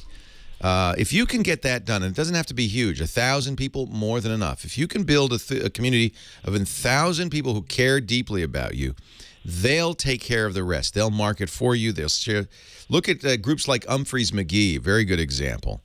They have really built their community by giving away music, by doing things like they just started doing this. You can they're getting a drawing to wear headphones at the concert and hear the board mix. They do special. Isn't that cool? Humphreys McGee is a very good model for a band that has done everything they can to support their fans, and when you do that, the fans support you. Now, how are you spelling unfreeze? UMPHREYS.com. They do a lot of things. They at the end of a concert, you can buy a USB key with the music you just heard. They used to do CDs, but it's faster now to do the USB keys. They have special concerts for fans that are open only to fans. They put a lot of their music online, and I think all of this, when you're beginning and building a fan base, it's best to give it away, to be generous, to support your fans. Look, even the Grateful Dead really understood this kind of intuitively with the taper movement. The old word of mouth adage. Yes, it's the best marketing. Now, of course, you have to be a good band. The negative on this is the old school marketing could perhaps get a lousy band to the forefront. I'm thinking New Kids on the Block. I'm thinking, really great marketing can take a band that's not so great and convince people they want to hear it. That doesn't work with word of mouth. You have to actually be great. But if you're good at what you do and you build a fan base, and music is just one of really anything. I see photographers doing this now, painters, poets, writers, bloggers, vloggers, video loggers. Everybody's doing this. SoundCloud is great for anybody who's doing audio of any kind. It's free to store a small amount of music, and they have pro accounts if you want to put more. Many bands put it up there. Another thing I'd think about, if you do a mix, Trent Reznor, 9 Inch Nails, did this. It was so cool. They took some of the 9 Inch Nails songs, and they put out garage band versions of their songs so that you could mix it yourself, each track. Clever idea. So the fundamental premise of this is the best marketing, and you know this is true, is word of mouth. When other people tell their friends, hey, you got to hear this band, they're great. That's better than any marketing you could do. So the key is to build this dedicated fan base who voluntarily, willingly will go out there and support you. They'll buy the albums. I've mentioned before Amanda Palmer, interesting case study there. She was with the Dresden Dolls, very successful band, had a record label. Their last album only sold 25,000 copies. And the record company terminated her. They said, it's not enough. We can't do it. So she went to Kickstarter to make her next album. And said, hey, I want to do an album. And Kickstarter is a site where you kind of crowdsource money. She raised more than $1 million, I think. I'll have to look. Maybe 100. I'll have to check. From, guess how many people? 25,000 people. Success. Leo Laporte, the tech guy.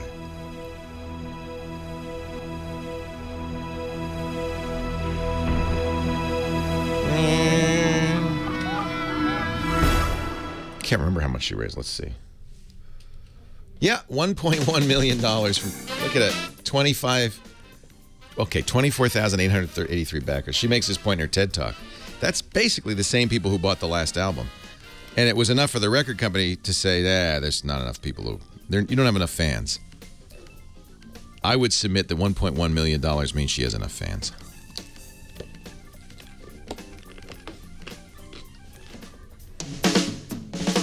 So these are the, if you're a ham, you know what the DV dongle is.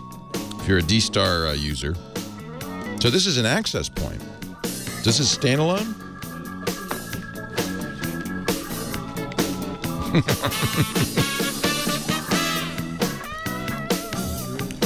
Right. We're lucky because we have a few near us. And then this one goes into your computer, right? Yeah. But you also have software only. Right or no? Oh, you do need some hardware somewhere. Okay. Is that a decoder? What does that do? A vocoder. Oh, how interesting. Because it's analog voice. Right. Interesting. Very cool. How much are these? $199, $249. Shop around, as always. HRO, places like that. Yeah. Cool. I love the clear case. So much more. I have it somewhere. Yeah, it's probably back in the Jam Shack.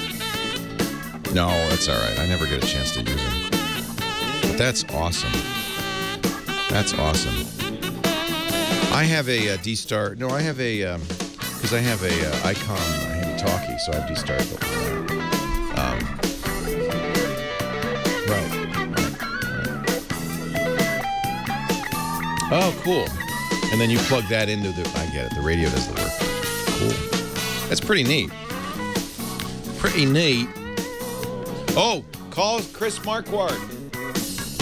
Leo Laporte, the tech guy. Chris Marquardt is our digital photography guru. He's the photo guy, host of the Tips from the Top Floor podcast, and a professional photographer. He's back from Ireland. And he's rested, and he's tanned. No, he's not tanned. You were in Ireland. What am I saying? He's waterlogged. Hi, Chris. Hi, Leo. How's it going? It's going well. What do you want to talk about today? Oh, well, I want to talk about one thing. Yeah, okay. Oh, by the way, I have an echo of myself on the ear. Well, don't ask me. It's not my fault. Well, we don't have the capability of doing that. I don't know. It happened last time, too. Oh, well. I don't know what to do. We'll get through it. Hey, John, he's got an echo. I think it's nothing we can do. Okay. Just try to pretend that you don't hear yourself back. Yeah, I'll go la la la la. La la la la la. So my son's graduation, I thought I'd give him a camera. Okay. And Trey Ratcliffe, as you know, one of our favorite photographers, the king of HDR. His website, stuckincustoms.com. He's made really quite a career for himself as a photographer. Kind of like you, came from a tech background. You worked at HP, right? I did, yes, for over 10 years. He worked at Accenture. He was one of them business consultants, management consultant types, and said, I like this hobby. I want to do this full time. So Trey just went to China. I think he's just got back from China, and he did something kind of unheard of. Trey is a Nikon shooter, and that means he carries around that big D3. It weighs about 400 pounds with all the lenses and stuff. And like a lot of people, including myself, he said, I want to go something lighter. Now, I went to the Olympus OMD, which I like a lot. It's a mirrorless Micro Four Third. But he's shooting the Sony NEX7. Now, the positive on the NEX7 is it's a big sensor. It's an APS-C sensor, bigger than the Micro Four Thirds. The negative is not nearly the same number of lenses available. You have to use a Sony E lens. Micro Four Thirds is great because there's so many affordable lenses. It's true. There you have a huge ecosystem there. So I gave my son, I said, all right, I'm going to give him so I gave him a Sony NEX7. He's very excited. I said it because it's lightweight. He wants to do, video. He wants to do fisheye video of his skateboarding friends. He wants to take pictures. I said, there's one deal. You got to send me pictures back from college. Once a month, I want a picture. At least one. Did it work? Did he send anything Well, back? we'll see. He's going in the fall. I'll find out. I'll let you know. Okay. So what do you think of these new mirrorless cameras? We've talked about this a little bit before, and in particular it's an of this. exciting system. It is, isn't it? And the Sony seems to be really good. Absolutely exciting. And the Sonys are really good, but many others as well, especially the Micro Four Thirds. As you said, there's a huge ecosystem. You get lots of lenses, and you can adapt your old SLR lenses to them with adapters. Pretty much any lens you can put on those. And the sensors are getting really, really good. I still have a hard time letting go of my full frame sensor, the 35mm sensor, because I told you I shoot large format 4x5 inches film, so the sensor size or the film size for me is really important. But if I shoot digital, it's the full frame 35, and I'm on the fence to go to the Micro Four Thirds format. Actually, I'm kind of with you because I broke out for a graduation dinner. I broke out the 5D Mark II with its full frame, beautiful full frame sensor, and I broke out the people, doesn't it? Yeah, it's gigantic. I'd forgotten how huge it is, and I broke out my very nice 85mm f1.2 lens, and I got probably the best picture I've ever taken. Oh, this is wonderful from the graduation dinner of my son, and I'm just so happy about it. And I don't think I could have gotten this with the Micro Four Thirds because of the depth of field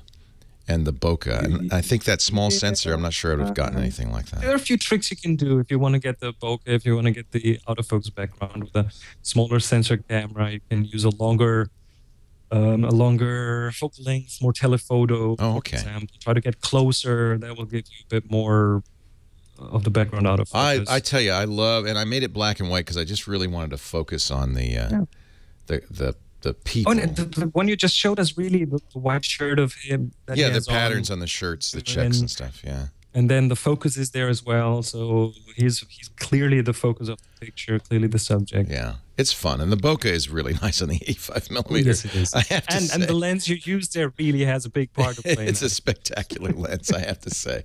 Sometimes they say, the old adage is it's not the camera, it's the photographer. In my case, it's absolutely the camera because I'm a crappy photographer. But every once in a while, I get a good shot. So I didn't do so bad for my son, huh? The NEX, I think that's all right. Okay. I like those features. Yeah.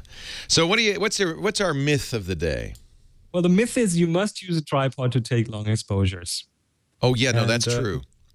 It's one of my pet peeves, the stability that photographers put into their photography, because there are some people who don't seem to get any camera shake, right? Some people who always get in focus pictures, and some people always get camera shake. And I mean, we know that a longer focal length makes it harder. There are lots of systems to help you, such as image stabilizers in the lenses or in the cameras themselves. But a lot of that stability comes from very tiny little things that you can do yourself that don't need anything specific in the camera. And I just wanted to talk about a few of those. Number one, your stance. How do you stand? Are you on your tiptoes? Or you have both feet flat on the ground? That will already give you more stability. Where are your hands? Is one on the camera and the other somewhere else? Or do you have both hands on the camera? Just that simple fact of having both hands at the camera will give you more stability, give you less camera shake. Where do you hold the camera? Do you hold it on your outstretched arm or closer to yourself? If you tuck in your elbows, you will have more stability. If you stretch them out, your arms, you won't have much stability. You told me a really funny little trick. Do you still do this? Have a string?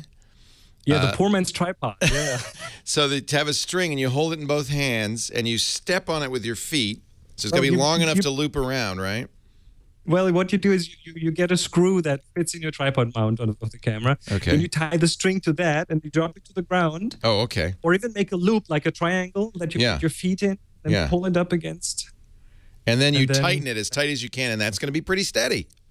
Yeah, it doesn't even have to be super tight, just tight enough to give it more stability. Well, if lots of photographers go to a lower vantage point, like they squat. If you squat, try to keep one knee on the ground. Right. That will give you more stability. Maybe even lean your elbow on that knee. So that will, together with the camera, that will kind of extend the ground up to the camera. Now, it's not good for really long exposures, but I do like taking a monopod with me. That's just not, instead of a three-legged, it's a single what leg. I just told you is pretty much you are turning into a monopod. Yeah, right. Your elbow on your knee, your foot on the ground. Yeah. So you wouldn't want to do a 30-second exposure like that. But. No, of course not. but I mean, we're talking the difference between, let's say, a 50th of a second and a 20th of a second. Right. And that 20th of a second, the shots you took of your son, some of those were in low lights. Well, I had a very fast lens. You're right. In fact, I was talking to Henry about the old rule of thumb. Now, I guess it's a little different if you're not using a full-frame camera, but the old rule of thumb for film cameras was you take the length of the lens, say 50 millimeters, and divide it in half, and that means that the slowest shutter speed you could reasonably handhold is 1/25th of a second. Right, and which, by the way, tells you that the wider angle you are, the more you will get away with. And the more telephoto, the longer the lens, the less you get away with. Try to hold binoculars steady, and you will see what I mean. That makes sense. That makes sense. Here's one last tip. One very last tip. Use the viewfinder, like the one you put your eye to, and touch the camera to your eyebrow. Ah. So that's like a solid, as long as you don't have a mushy eyebrow. ChrisMarquardt.com to go. That's the place to go for more tips from our great photography genius, Chris Marquardt. Leo Laporte, the tech guy. I could tell you're getting a lot of echo back because it's gating you out. It's not us, Chris. This happened last time. We got to figure out what's going on in your chain. Well, last time was fine. Last time was just fine. But the time before it then, because it's happened before. We had that problem before. Police called and broke the bad news to Charles. His personal and financial information was found on an identity thief's computer disk. Nervous and confused, Charles called LifeLock, the industry leader in identity theft protection. LifeLock. Leo, can I ask you one little favor? Go ahead. What can I do for you, Chris? I'm coming up with my episode number 600. Of TTF? Exactly. Do you want to do a very quick greeting? I'm recording as we speak. Okay. Hey, this is Leo Laporte. I'm the guy from Twit. Maybe you heard of me. I'll tell you what, I am such a huge fan of Chris Marquardt. First met him at the very first podcast expo. Tips from the Top Floor is the best photographic podcast ever. Chris, congratulations. 600, dude. You still got a few to catch up, but hey, that's okay. We're almost to 1,000 Tech Guy shows. Congratulations, Chris. Here's to 600 more. Thank you. That's awesome. Congratulations. Perfect. That is very nicely done. Now my collection of famous people is full. Thank you so much. I'm sorry about the audio. I think we know now what it is, so I totally apologize. Because when this happened 2 weeks ago, they swore to me, "Oh, there's nothing we're doing. It's nothing we're doing." It is apparently. Some aux channel open or something. Yeah. Hey, how are you? All right. Yeah. Anyway, thank you, Leo. All right. Take care. We'll talk to you again next week. Thanks, Chris. See ya. Until then, take care. Bye. Offer. Sign up today. You'll get a 30-day free trial with no obligation. Go to sharefile.com, click the microphone right at the top there, and enter Leo. Sharefile.com, type in Leo. Yeah, episode 1000 of the Tech Guy is 15 episodes from now. So, yeah, so what is that? That's 7 weeks. It's August. What are we going to do? I don't, you know me, I don't like to even mention it. We did episode 200 of some show, and I forgot to even say anything.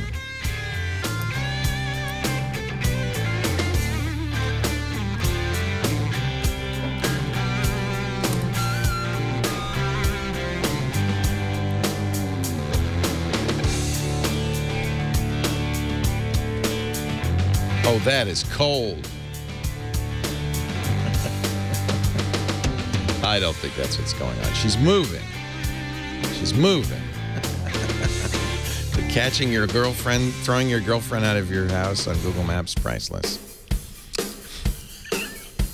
I don't think that's not what's going on. And then this one is the whistleblower. Man, this guy. Oh, he thinks he's Bradley. He thinks he's Bradley Manning. Well, I don't blame him, but he's. I hope he's deep undercover. My name's Ed Snowden. I'm 29 years old. I work for Booz Allen Hamilton as an infrastructure analyst for NSA in Hawaii. What are some of the positions that you held previously within the intelligence community? I've been a systems engineer, systems administrator, senior advisor for the Central Intelligence Agency, solutions consultant, and a telecommunications information systems officer. One of the things people are going to be most interested in trying to understand who you are and Leo Laporte, the tech guy. 8888 Ask Leo. We didn't mention ran out of time before we could mention our assignment. Chris Marquardt gives us an assignment every month just to encourage you to take pictures. There's no prize. There's not even really much honor involved in it. What we want you to do is take a picture to illustrate the word or a concept. Let me see the assignment here. I can't remember what the assignment is. Should have asked Chris before I let him go. What was it? Do you remember, folks? I'm going to Flickr.com and the Tech Guy group on Flickr. Heather, you remember? Wasn't it Bubbles? No, we did Bubbles. Green? Or did we? Oh, green. It was green. Right. You know, it should have been a giveaway when I went to the Flickr page and the entire page is bright green. Okay. So here's what you want to do. You want to take a picture of something. It doesn't have to be the color green, but illustrating the word or concept green. You can upload one a week to our Flickr group. That's Flickr.com. It's free to become a Flickr member. And but then you have to join the Tech Guy group. Tag it with the word green so we know. We've already got some submissions, but a few more weeks, so there's more chances for you to submit. Flickr.com, Tech Guy group. Take a picture of green. It can be with your smartphone. It doesn't have to be anything fancy. In fact, some of the best pictures are with smartphones. And then we will... pick three. Chris will pick three, and we'll review them in a couple of weeks. 8888 Ask Leo. That's the phone number. Back to the phones we go. Mark is in Alabama. Leo Laporte, the tech guy. Hi, Mark. Hey, Leo. How you doing? I'm great. How are you? Oh, just trucking along. What can I do for you, my brother trucker? Well, I got two questions and a comment. The first question is probably the easiest one. Being a truck driver, I use the Wi-Fi hotspots from truck stops. Right. But sometimes I have to park in the back of the parking lot. Right. And I get really lousy signal. Right. Is there anything that I can buy that will grab that signal and amplify it so my laptop can pick it up? Oh, you bet. Now, of course, there's other reasons why you're getting bad signals because of, what I hear from my truck driver friends is so many drivers, all the drivers now are using the Wi-Fi at the truck stops that it's getting a little congested. I can understand that for the bandwidth, for the speed. Yeah, but it wouldn't explain. You're right. The 1 bar or so forth. Exactly, the 1 or 2 bars. If it's less than 2 bars, I usually can't pick it up at all. So it depends on how serious you want to get. There's a website for this called Radio Labs at radiolabs.com that specializes in directional antennas, high power antennas. Remember that just amplifying the gain on what you receive is not necessarily going to help you because you're only amplifying one end, but it's going to be the reception will be better, and it might be enough to make a difference. They have all sorts of directional and amplified. Directional will probably be the right thing for you if you know where the access point is. It's usually on top of the truck stop building itself, so that's usually pretty easy to find. If you can see it, that's a good start. C. Crane, the great radio company, does make some inexpensive Wi-Fi antennas. Our experience with those has been they help a little, but not a lot. Amazon sells some more elaborate Yagi, Yagi's a directional antenna style, about $100. But if you really want to learn the ins and outs, and I think you need to, you really kind of need more than I can just tell you on what you need, I would go to Radiolabs. Okay, radiolabs.com? You got it. Okay. And the second question is an irritant. Okay. All right. On my laptop, I have all my desktop icons arranged the way I like them.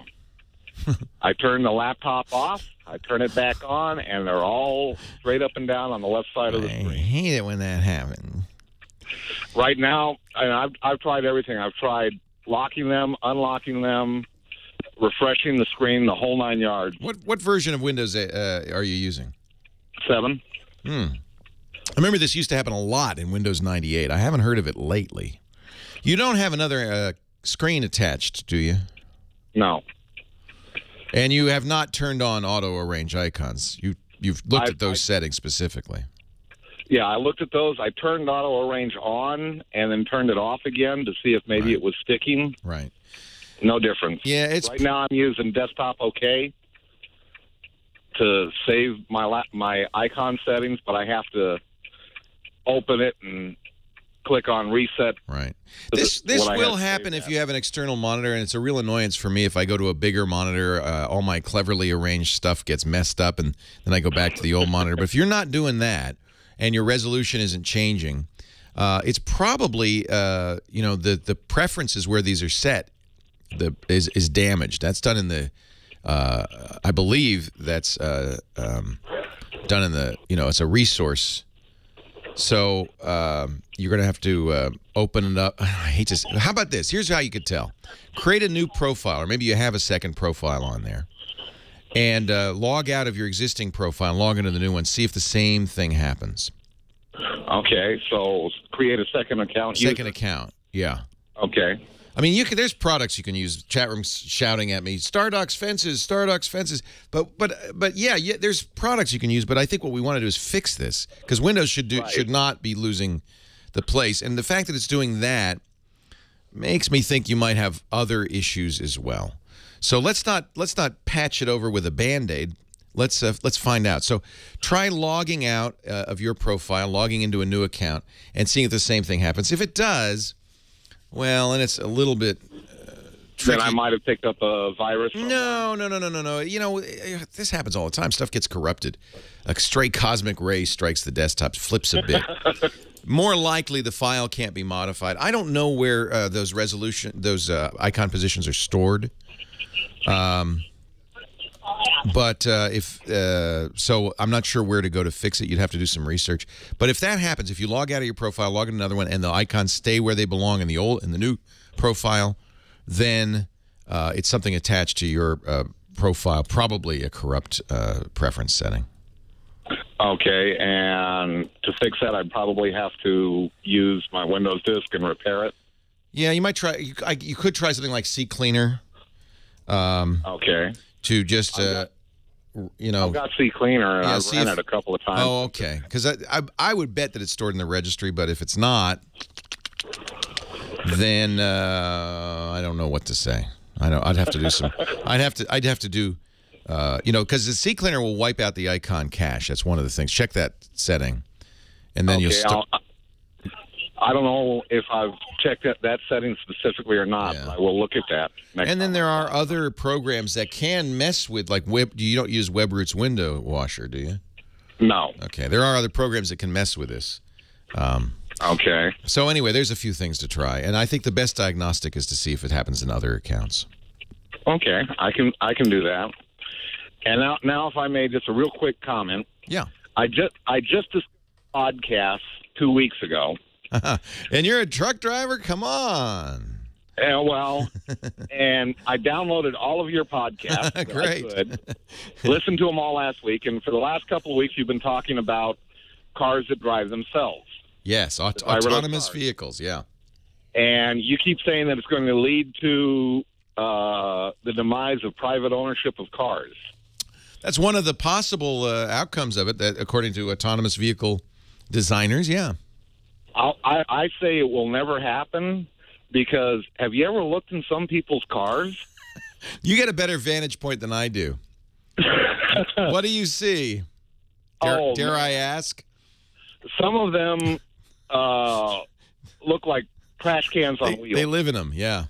Yeah. Yeah. And I don't want to drive something after somebody else has been driving. Well, I think it takes some time to get to that point. If you don't always drive the same vehicle, it is presumed. I know my rental cars are usually pretty tidy. Yeah, but the thing is, with your rental cars, they go back to a central place and get cleaned up. Well, these might too. These might too. This doesn't presume that that's not happening. That'd be a little bit on the expensive side for the company, though. Well, maybe. I mean, it's very expensive to own. The point being that it's extremely expensive for individuals and for us as a society to have a vehicle per person, per adult driver.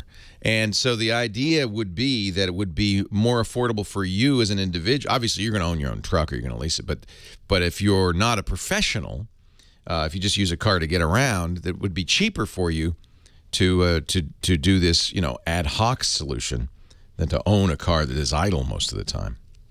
There's a number of services that do this. And Tokyo Jim's telling me in the chat room that shared car services like Car2Go deal with this, because they'll charge you if you leave the car dirty. They will come out and clean it and then bill you. That might be the quick and easy solution to that. If people don't feel like they own the car, it's not their living room, maybe they'll be a little neater. I don't know. Hey, thanks for the call. I appreciate it. Leo Laporte, the tech guy.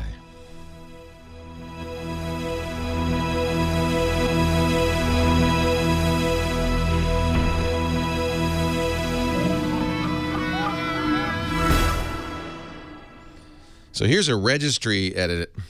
I love Epson, which we should probably point him to. That lets you save and restore the desktop icon layout from the desktop context menu. That's cool.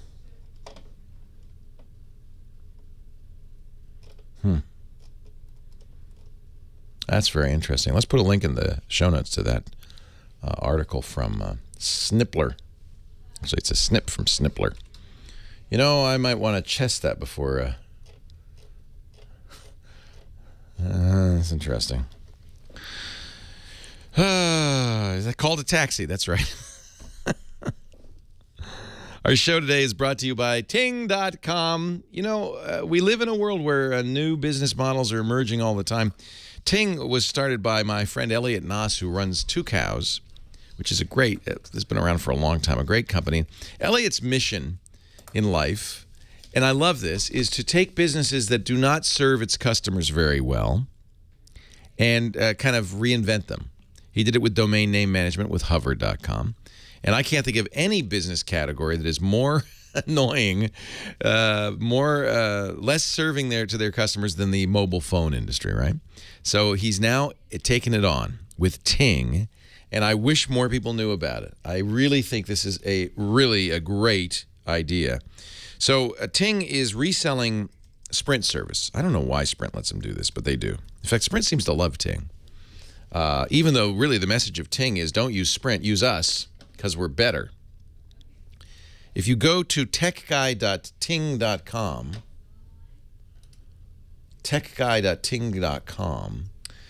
we have a special deal for you. You can take a little browse around. You'll see my smiling face there. Love your netcast? How about your phone company? Ting welcomes the Tech Guy listeners. So here's a couple of places to look. Look at plans first, because the idea of Ting is there's no contract, no early termination fee, no bundling or ride-along services, but even better, you pay only for what you use. So it starts with the phones, and Ting is great for families or businesses because you can have any number of phones sharing a single account. Let's say a family of four phones, $24 a month to start. Then you choose your plans. We're going to say 1,000 shared minutes, 2,000 shared messages, but 3 gigabytes of data. Now, that's just serving suggestion. By the way, all of that, $110 a month for all 4 of you. $110 a month for all 4. Compare that to your existing cell phone bill, your family plan. For me, it's about a quarter what I pay right now. But here's the beauty part. If you go from 1,000 minutes to 2,000 minutes, well, they just charge you the difference, $17.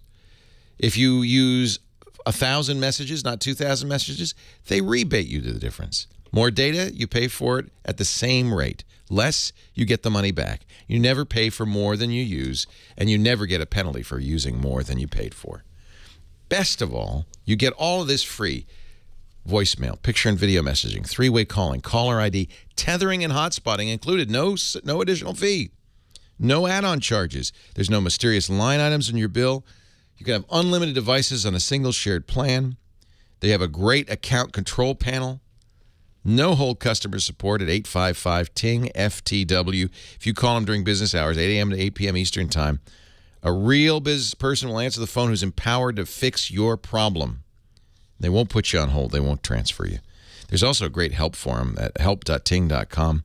They've got video tutorials, setup guides. Look at the coverage map. It's on the nationwide Sprint network, so if you've got good Sprint coverage, it's a great place for you. This dashboard is so sweet. I wish everybody would do this. This is so great. And you can even bring your existing Sprint device to Ting, although they have all of the phones, including the Galaxy S4. Now, because it's not subsidized, you're going to pay a higher price. However, you can take $25 off on checkout when you use our offer code, techguy.ting.com. Of course, you own the phone and it's unlocked, so that's nice too. Techguy.ting.com, or bring your existing phone. They'll unlock it for you and get you going. Love it. Ting's the thing. Techguy.ting.com. Yeah, actual humans, not Python scripts. Actual humans will answer the phone. So tomorrow is the Worldwide Developers Conference, and E3 begins. So we're gonna let me put this up so he can get a edit. We're going to start our coverage tomorrow morning right after TNT. 9:30 a.m. Pacific, 12:30 Eastern, with the Microsoft keynote. Glenn Rubenstein will be covering that for us, and then we'll go to Worldwide Developers Conference. We'll do the Apple keynote, and checking in with Glenn if Microsoft has anything big to say. And they have some explaining to do, so that'll be interesting tomorrow. So tomorrow we begin our broadcast day probably around 8:30 or 9 a.m. with TNT Pacific. And you'll be watching all day, I know, because right after us it's Twiat, This Week in Enterprise Tech. But Worldwide Developer Conference coverage is tomorrow morning. 9:30 Pacific, 12:30 Eastern, 17:30 UTC. This Week in YouTube coming up in 1 hour. Yes. And I don't know who's scheduled. I'll have to find out.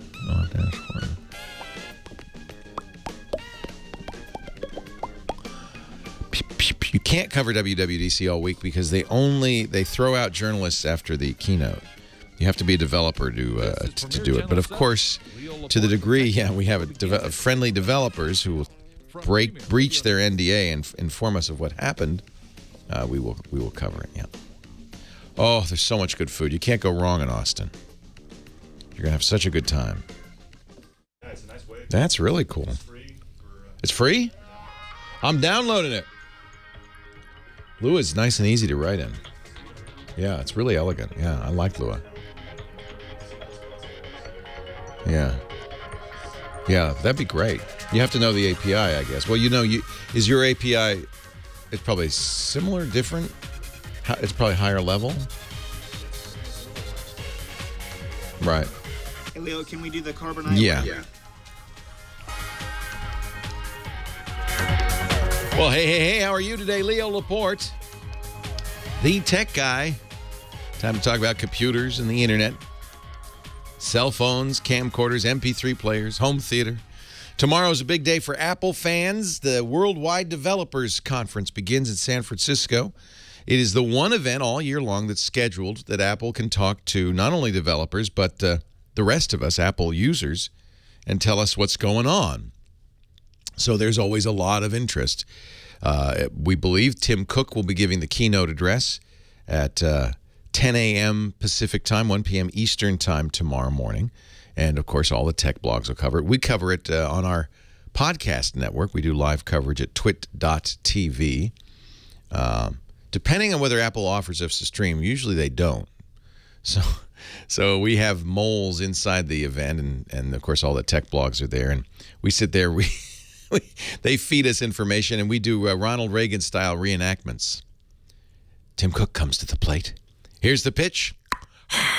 The crowd goes wild. He's hit a home run. That kind of thing. So I did last time we did this with puppets. I don't know how well that went over with Apple. I don't know if I had a Tim Cook puppet. I don't know if we'll do the puppet this year. But you can do a reenactment just by talking. What will we see tomorrow? Well, we're not sure because Apple doesn't say, but the rumor mill has been working overtime, and we're pretty sure that we will we know we'll hear about two things, because Apple has said the next version of iOS, its operating system for the iPhone and the iPad, iOS 7. We think it will be a little different because the man who used to be in charge, Scott Forstall, was fired this year. And Apple's world-famous designer, Sir Johnny Ive, has taken over. And he's the guy who did the iPod, the iPhone. He's an amazing designer, and people think there'll be a kind of a new look for iOS 7. We'll see. Tomorrow we'll find out. They'll also talk about the next version of OS 10, which should be interesting because they've run out of big cats. So we don't... OS 10, as you know, is the most recent one is Mountain Lion. Before that was Lion. Before that was Snow Leopard. Actually, if I run through all of them, it was Kodiak, Cheetah, Puma, Jaguar, Panther, Tiger, Leopard, Snow Leopard, Lion, and Mountain Lion. Grumpy Cat? I don't know what's left. They've done... Cougar is a mountain lion, so I don't think they're going to do Cougar. A lynx is a puma. I mean, I guess they could do lynx. Sea lion? Tabby cat? I don't know. Sabertooth. We don't know. This Liger for the Napoleon Dynamite fans. That's what's kind of fun about this is that the rumor mill seems completely empty on this one. Nobody knows what they're going to name it. But we will hear, I presume, the name and the code name anyway, and a little bit more about what to expect in the next version of Apple's desktop operating system. Also likely, although, again, just rumor, Apple is not saying that we'll see new laptops from Apple, new MacBook Pros, perhaps new MacBook Airs. The rumor mill says a 13-inch MacBook Pro with Retina display that is super thin, almost as thin as a MacBook Air. That's the one I'll be looking for. If they announce that, I'm buying it. That's my sweet spot right there. I do love the MacBook Air, but I'm so used to the Retina now. The Retina displays on both the iOS devices and on the laptops, I just think they look great. Very high resolution. So we'll be interested. I doubt very much. I think it's almost certain they will not announce a new iPhone or a new iPad at this event tomorrow. They might hint at it, because certainly a new iPhone and iPad will be running the next version of iOS, iOS 7. So there might be some hints, but I don't think they'll announce anything. That's coming this fall. And professional users, editors, designers, photographers are all very interested if Apple will update its 2.5-year-old Mac Pro model. Where Tim Cook said last year that there would be something for Mac Pro users this year. He didn't say there'd be another Mac Pro. He just said there'd be something for us.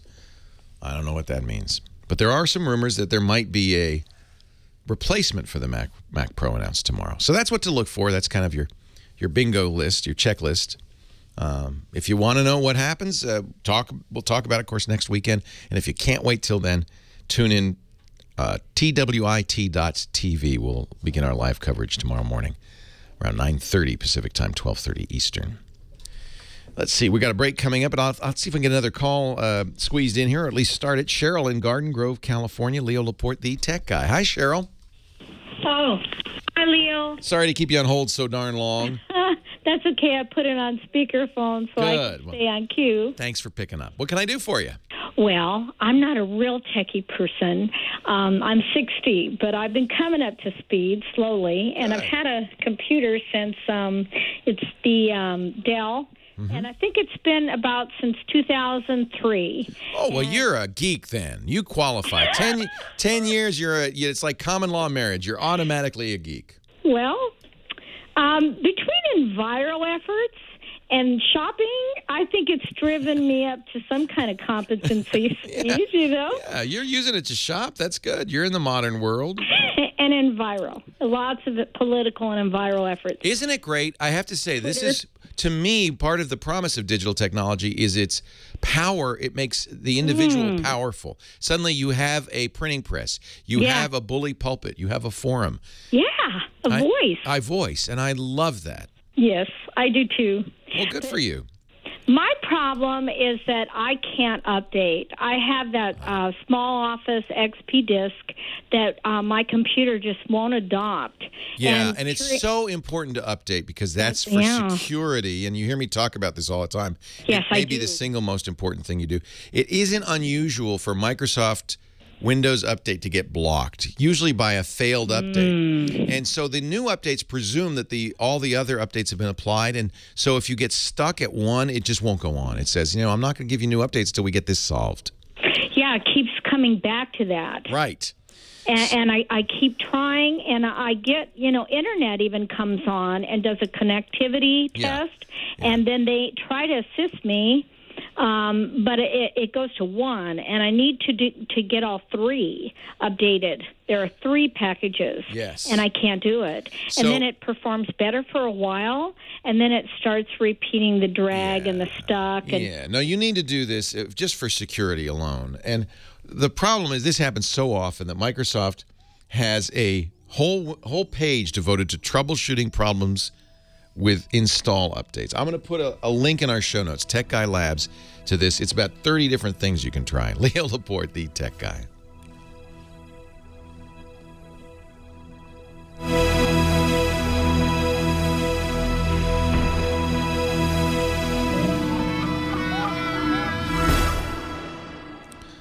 So let me give you this link. Hey, let's face it, we're all trying to save money these days. We're all trying to find Here you come.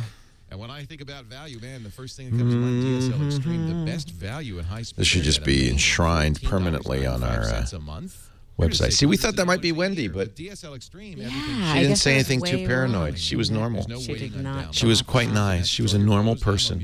But I told you what she said to me on the phone. Yeah, but that's a Wendy-like thing to say. I've been, my phone has people in it. But she didn't sound like Wendy. She sounded normal.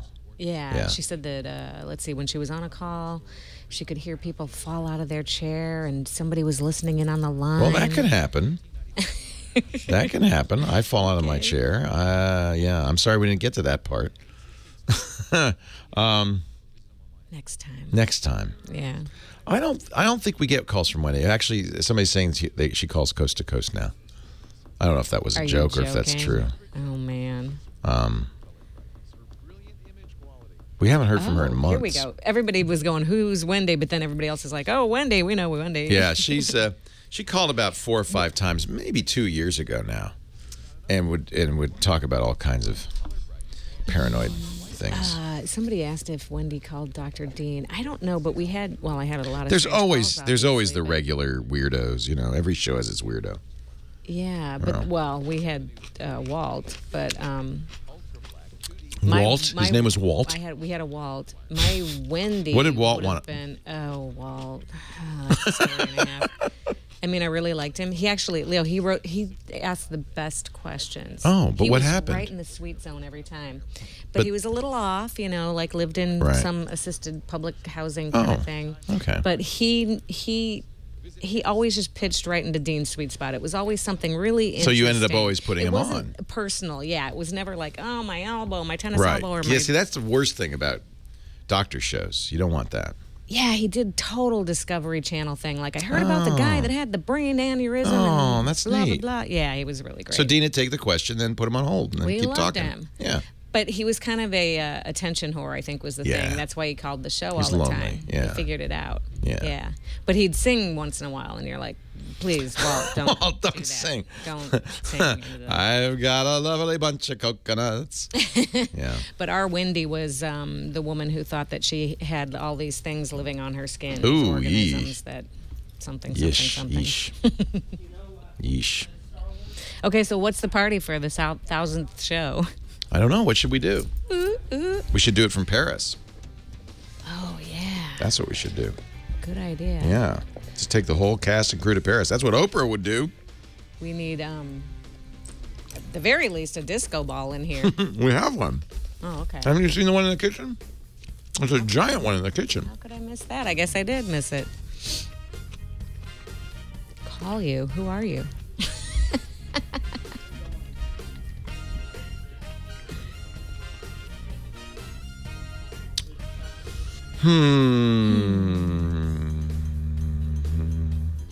I have to eat. I go right from this to another show, and then another show, and then another show, and then another show. Oh, right. If I don't eat, I'll faint. I'll fall off my ball. All right, turning off the mic. You entertain him. Oh, coming up with new names.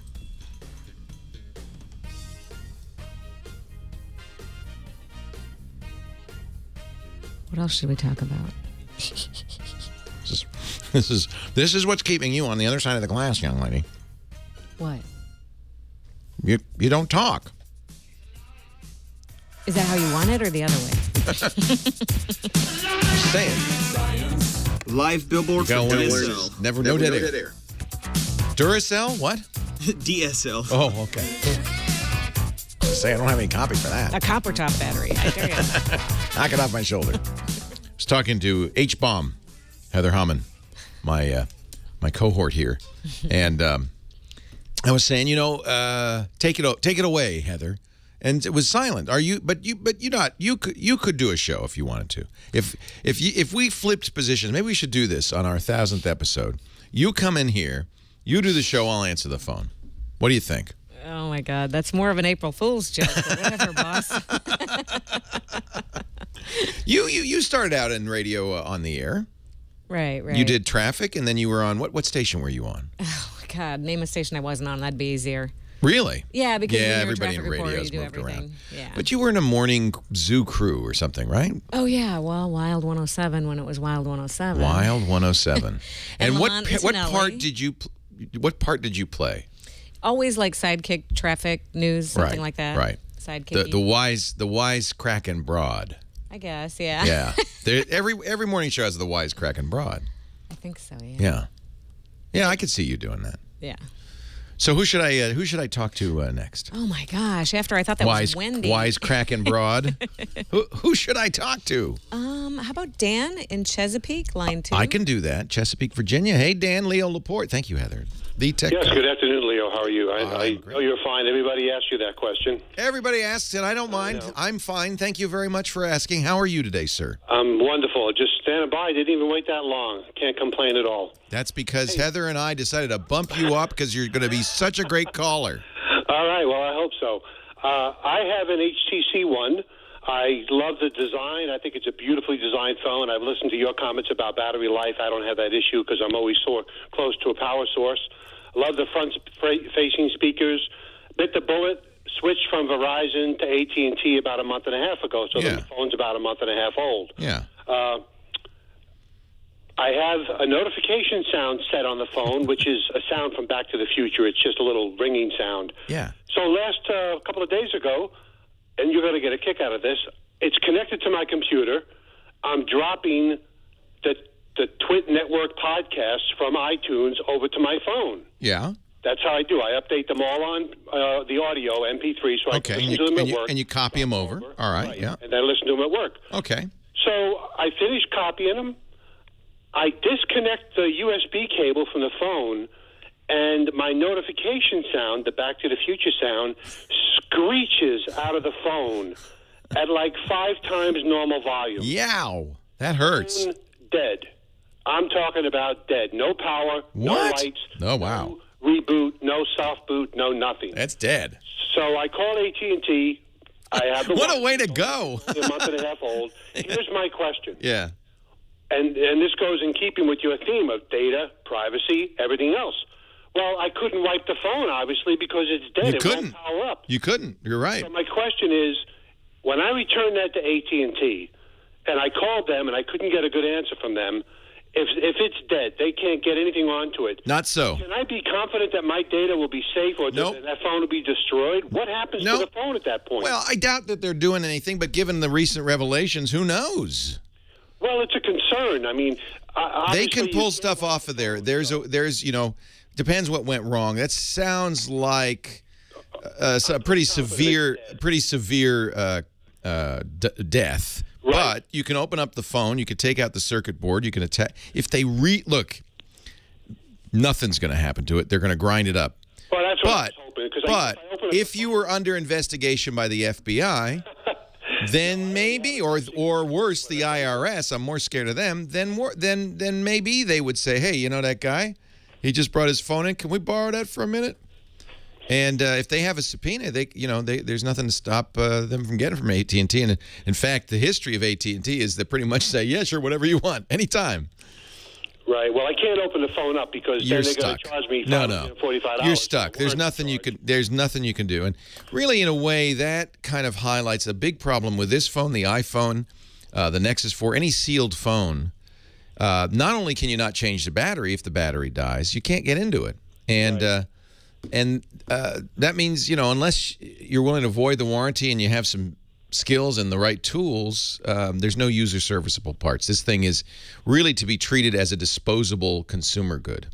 Right. And I think that's a shame because, frankly, what that tells me is they're going to end up in the landfill. Right. Yeah, I know that's always been a concern of yours. So, best case scenario is they get the phone back, it's dead, and they grind it up, and I don't have to worry about the data. They don't have enough time to snoop on everybody's phone. Only if you were, a person of interest. You're not a person of interest, are you? I'm not. I have a top secret security clearance. I'm good to go. I've already been checked out. There you go. But you understand that there's thousands of these coming back all the time. And by the way, that's a dead phone. These things happen. I hope they treated you well, and then they'll say, "Oh, no problem. We'll give you a new one." Yes, AT&T. They didn't even charge me the shipping fee or anything. They shouldn't. They shouldn't. I'm a little disappointed that I couldn't get a replacement at the store, but I understand it was a warranty issue. So it'll arrive on Tuesday. Good. I'll set it up, no problem. I was just really concerned about the fact that my data was on that phone. It still is, in all likelihood. It depends how it died and why it died. If it was a big power surge, it might be everything's fried in it. It sounds like it was a pretty catastrophic death. Right. So. No, I have UPSs on all my equipment. I was on my computer at the time. No power glitches, no problem at all. I think it was just a hardware failure, a fatal failure. I don't think they're going to be able to get anything back. Probably I guess I'm just looking for some reassurance. Yeah, and I can't because it's unknown. Right. It's unknown. They may grind it up. They may take it apart and scavenge the parts out of it, the screen and stuff. If they do that, well, they will certainly wipe the memory. Right. Because they don't want somebody else to get your phone. Thank you very much. Enjoy all your shows. Thank you. I appreciate your listening. It's a really good question because it happens to us all the time. If you bring in a laptop for repair, back up your hard drive for sure because you may not get it back. And what happens to it? I know for a fact because I've been told this multiple times that every time you leave your keys with a valet or a car repair shop, they go through your glove box, look for CDs. They can copy any music. I have a 32 gig USB key, USB drive on my key. I always take it off when I give them my keys because otherwise they guarantee you they check it. I've talked to many guys who work as valets and work in service shops. They say, "Oh yeah, that's routine. We're going to see what kind of music you have, and we'll take it." So it's not unlikely that there is AT&T. I doubt very much AT&T has implemented a secure data policy for return phones.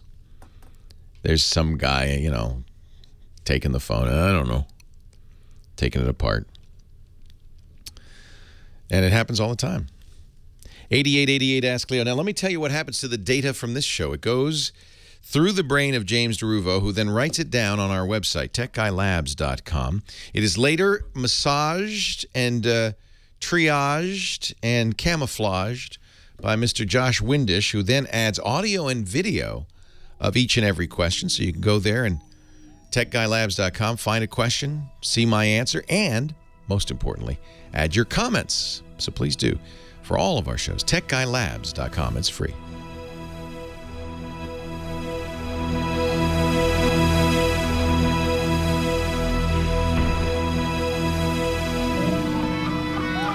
Yeah, Karak makes a good point. The back rooms of, tech repair shops are known to go through hard drives, especially if you're good looking. They might be hoping there's pictures, more pictures. Glad you like it, Tampa Mike. We like doing it. Know how. It shows you how. In fact, I think we're doing a data destruction know-how. Hey, Chris. Fantastic. We're going to find out more about this. Are you talking to Radford or anybody in our engineering department? Radford would be the guy to talk to, actually.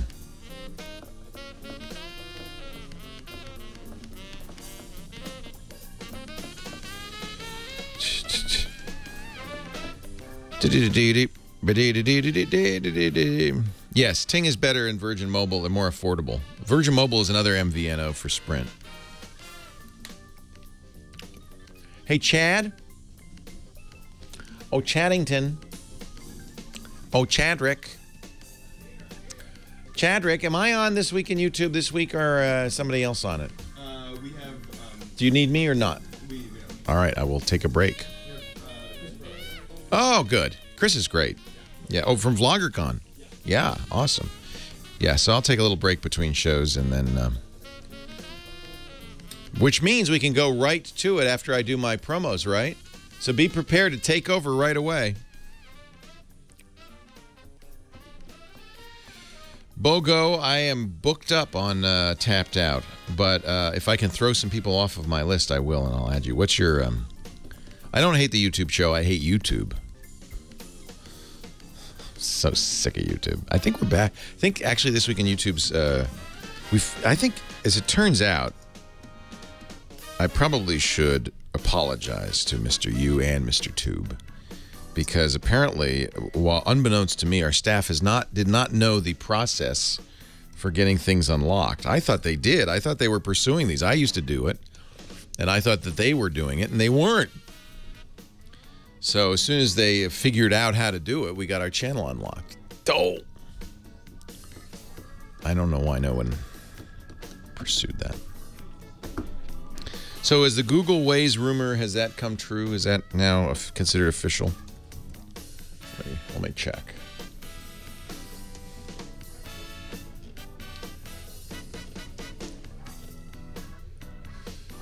Yeah, this is...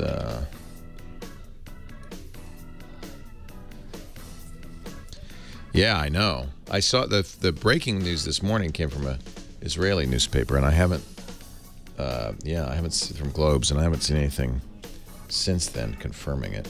Is Globes considered a reliable source? If they say it, is it true?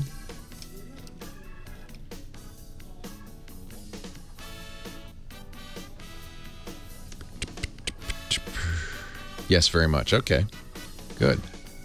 I put it in for, it's not The Onion, right? I put it in for Twit. And then a lot of talk about the Snowden guy. Very interesting. We got to watch more of that video. NSA routinely lies, he says. This guy's like Bradley Manning. Look, he's got an EFF sticker. Good for him. This is why whistleblowing is so important. It's a little disconcerting to me that he's revealed his identity. I'm not sure why he did that. If it was to give it credibility. I mean, he has to pray that Hong Kong doesn't deport him. He will not be treated kindly. Another big billion-dollar-plus acquisition. I tell you, every time I see one of these happening, I think that another 10,000 16-year-old kids decide, I think I'm going to become a computer programmer. You know, Instagram, Kevin Systrom and company started that company. was about a year, maybe not even quite a year, before they sold it to Facebook for $1 billion. Chad Hurley and Steve Chen started YouTube, and about 18 months later sold it to Google for more than $2 billion. We should write some software, Heather. We gotta come up with a plan. My $1 million idea. I always forget it the next morning. Yeah. I had a great idea once. Write it down on a cocktail napkin. Yeah, it's not the idea, as I've learned. It's really not the idea. There are a lot of companies came up with YouTube before YouTube. So the latest is Waze. Do you use Waze? I love Waze. Have you ever used Waze? No. Oh, it's a crowdsourced mapping program. Comes out of Israel. They claim about 50 or 60 million users now. I use it whenever I have to go somewhere because as you're driving down the highway, Waze is, it's like Apple Maps or Google Maps. You tell it where you want it to go, and it gives you turn-by-turn directions. But as you're driving down the highway, if you see a police officer hiding in a bush, or you see debris on the road, or you see, other issues, slow traffic or whatever, you can let other Wazers know by tapping on the screen, or actually, because you're driving, waving in front of the screen. You wave your hand in front of the screen, and then you talk to it. You say, report traffic. It also monitors how fast you're going, so it knows if the road is congested or not. Right, road sensors. Right, yeah, I well, have something similar, but oh, nothing's better than Waze. If you haven't used Waze, you gots to use it. I sure will. Just love Waze. So, there have been rumors about Waze being sold for some time. Last year, Apple supposedly, although they denied it, was interested. Apple has its own problems with maps. Then Facebook was in the market for Waze. Waze apparently turned them down. They said, no, you haven't offered us enough money. So now, according to Israeli source Globes, which apparently I'm told by the chat room is very reliable. Let's go, says Waze. I'm navigating home. Is she the kind of girl you'd like to go home with? No, she's a little robotic, frankly. A little mechanical in her motions. She's just going through the motion. Google is going to buy Waze for, ka-ching, $1.3 billion. $1.3 billion. The founders of Waze will make anywhere from $70 to $80 million themselves, including the CTO and the president and the vice president, senior vice president. That's some good money. And the people who are really going to make out on this one are the venture capitalists who invested in Waze, including California Kleiner Perkins. They put hundreds of millions of dollars into this, so they're going to take hundreds of millions and more out. $1.3 billion. This will make Google Maps even more collaborative, which I think is great. One of the reasons I would actually prefer to use Google Maps. And Google Maps has some of these features, but they're not front and center. So I think putting them front and center would be great. I tell you, Waze has saved my life many times. When I just say, and it doesn't say anything. It just reroutes you automatically. So I was coming home from the airport, and it turned out that Highway 80 out here was just jammed, not moving. I didn't know that, but I listened to Waze, and Waze said, "Get off now." Go down, and we went down back streets, and the lady said, "Turn left here, turn right here, turn left, right, left." Then I got back on the highway. I said, "Wow, what was that all about?" And I found out later the traffic was a dead standstill, and she saved me from a fate worse than death. Phenomenal. Yeah, Waze is phenomenal. It also has like rewards if you help enough people, report enough problems, you get special icons and things like that. You get a limousine ride. Yeah, wouldn't that be nice? Yeah. So Waze really took off during the Apple Maps fiasco. It became the #1 downloaded app on iPhones. And I think a lot of people discovered it then. So the hope is, and I think Google has said this, one of the reasons Waze turned down Facebook, according to this Globes article, is that Facebook wanted to move everybody from Israel to Mountain View or wherever Facebook is in the Silicon Valley. And they didn't want to go. They wanted to stay home. And Google already has an office in Israel. They've acquired 2 other smaller Israeli companies. And the story is that Google will let Waze be Waze, and not try to absorb it into the Googleplex. That's what they did with YouTube. YouTube is very much an autonomous operation. It's you know it's Google, but it doesn't shout it in your face. So good news. Yeah. One of our chatters says, if you help enough people, you get a free ride in the Google self-driving car. 8888 Ask Leo. That's the phone number. Don next in Westchester, Pennsylvania. Hi, Don. Leo Laporte. How are you, Leo? Good to talk to you. Good to talk to you, a long-time listener. I had some things happen with an all-in-one printer I want to run by you and see what your thoughts are. All right. By coincidence, my brother and I both bought the same all-in-one printer, and we didn't know it. And I had problems with the drivers getting corrupted every 60 days. Ugh. I was on Windows XP Service Pack 3, and he was on a Mac. And I saw him 6 months after we purchased, and he said, well, gee, I never had any problems whatsoever with this printer. And, of course, mine kept having driver problems. Long story short, they gave me another model. It was a Hewlett-Packard, and had less – it was more stable but still had some corruption issues. I just learned a few days ago from a senior technician working for Hewlett-Packard that they believe Windows Update is responsible for corrupting drivers It's not our fault. Many different printers. So Not our your fault. thoughts. No, it wouldn't be anything we're doing wrong. It's got to be those other guys screwing it up. And I had it confirmed by several companies that they believe Windows Update is the reason their drivers get corrupted. And I just wanted to hear your thoughts on the matter. Never heard of it happening before. I don't believe it. HP is not my favorite company. It hasn't been in some time. It's possible that, you know, one of the things Windows Update will do is update drivers for third-party hardware, like your printer. It happens all the time. But I have to say that I haven't seen a huge amount of evidence that that's happening. It's certainly possible, but I also would point out that it's very common for companies to say it's the other guy's fault. Of course. You know, so well, I'm glad I asked you because I respect your opinion, and I didn't know who to believe at the time. What do you do to fix it when your driver gets corrupted? Do you delete it and start over? What they simply do is their technicians uninstall and reinstall, and then things are fine for a while. I think Windows, especially you have a fairly old version of Windows, I think, which means probably you're not getting a lot of new drivers for HP printers. But my guess would be that the print spooler is getting corrupted, and it's a problem. It may well be a problem with Windows. It's not unusual for this to happen in Windows. Not necessarily that the driver is getting corrupted, but more that there's just a problem in general with Windows and the spoolers. And I've heard about this happening with other printers as well. So, you know, you might want to go to Windows 7. You're using a pretty old version of Windows. That's right. I do have a laptop with Windows 7. So it is conceivable. Have you had that problem with the laptop? Well, I haven't used it much with the printer. Yeah. To be honest. It is conceivable that the Windows Update would download a bad driver.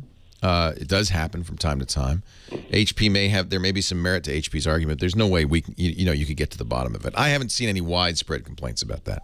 So if it really were a big problem, I think we would see it. People in the chat room, a few of them are saying, yes, this happens. But I don't think enough to really say this is a widespread problem. Leo Laporte, the tech guy. Yeah, I think it's HP.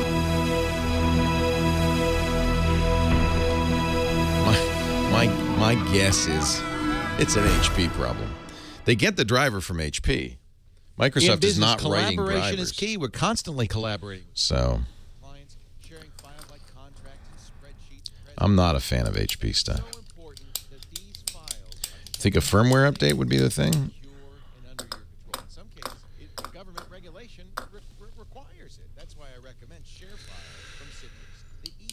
Yeah, it could be that it's XP and that I don't know, he shouldn't be getting. Yeah. Well, yeah, you don't have to download drivers. I should have mentioned that. You can refuse anything, non-critical update, just refuse it. Why not, right? It syncs automatically. So you and your team will always have the most updated materials. And you can access ShareFile anywhere, laptop, tablet, smartphone. Go with ShareFile. I want you to try ShareFile right now. I think it's HP. Sign up today. You'll get a 30-day free trial with no obligation. Go to sharefile.com. The microphone right on top. Okay. We have so many people. Who is Mike in studio, or is he? Neil is in studio? What? So it's all in studio? Wow, I don't know if we have enough chairs. I know, we had to pull an extra mic. That's awesome. Yeah, we'll start with Adam, and he can find a place. Yeah, that'll show him.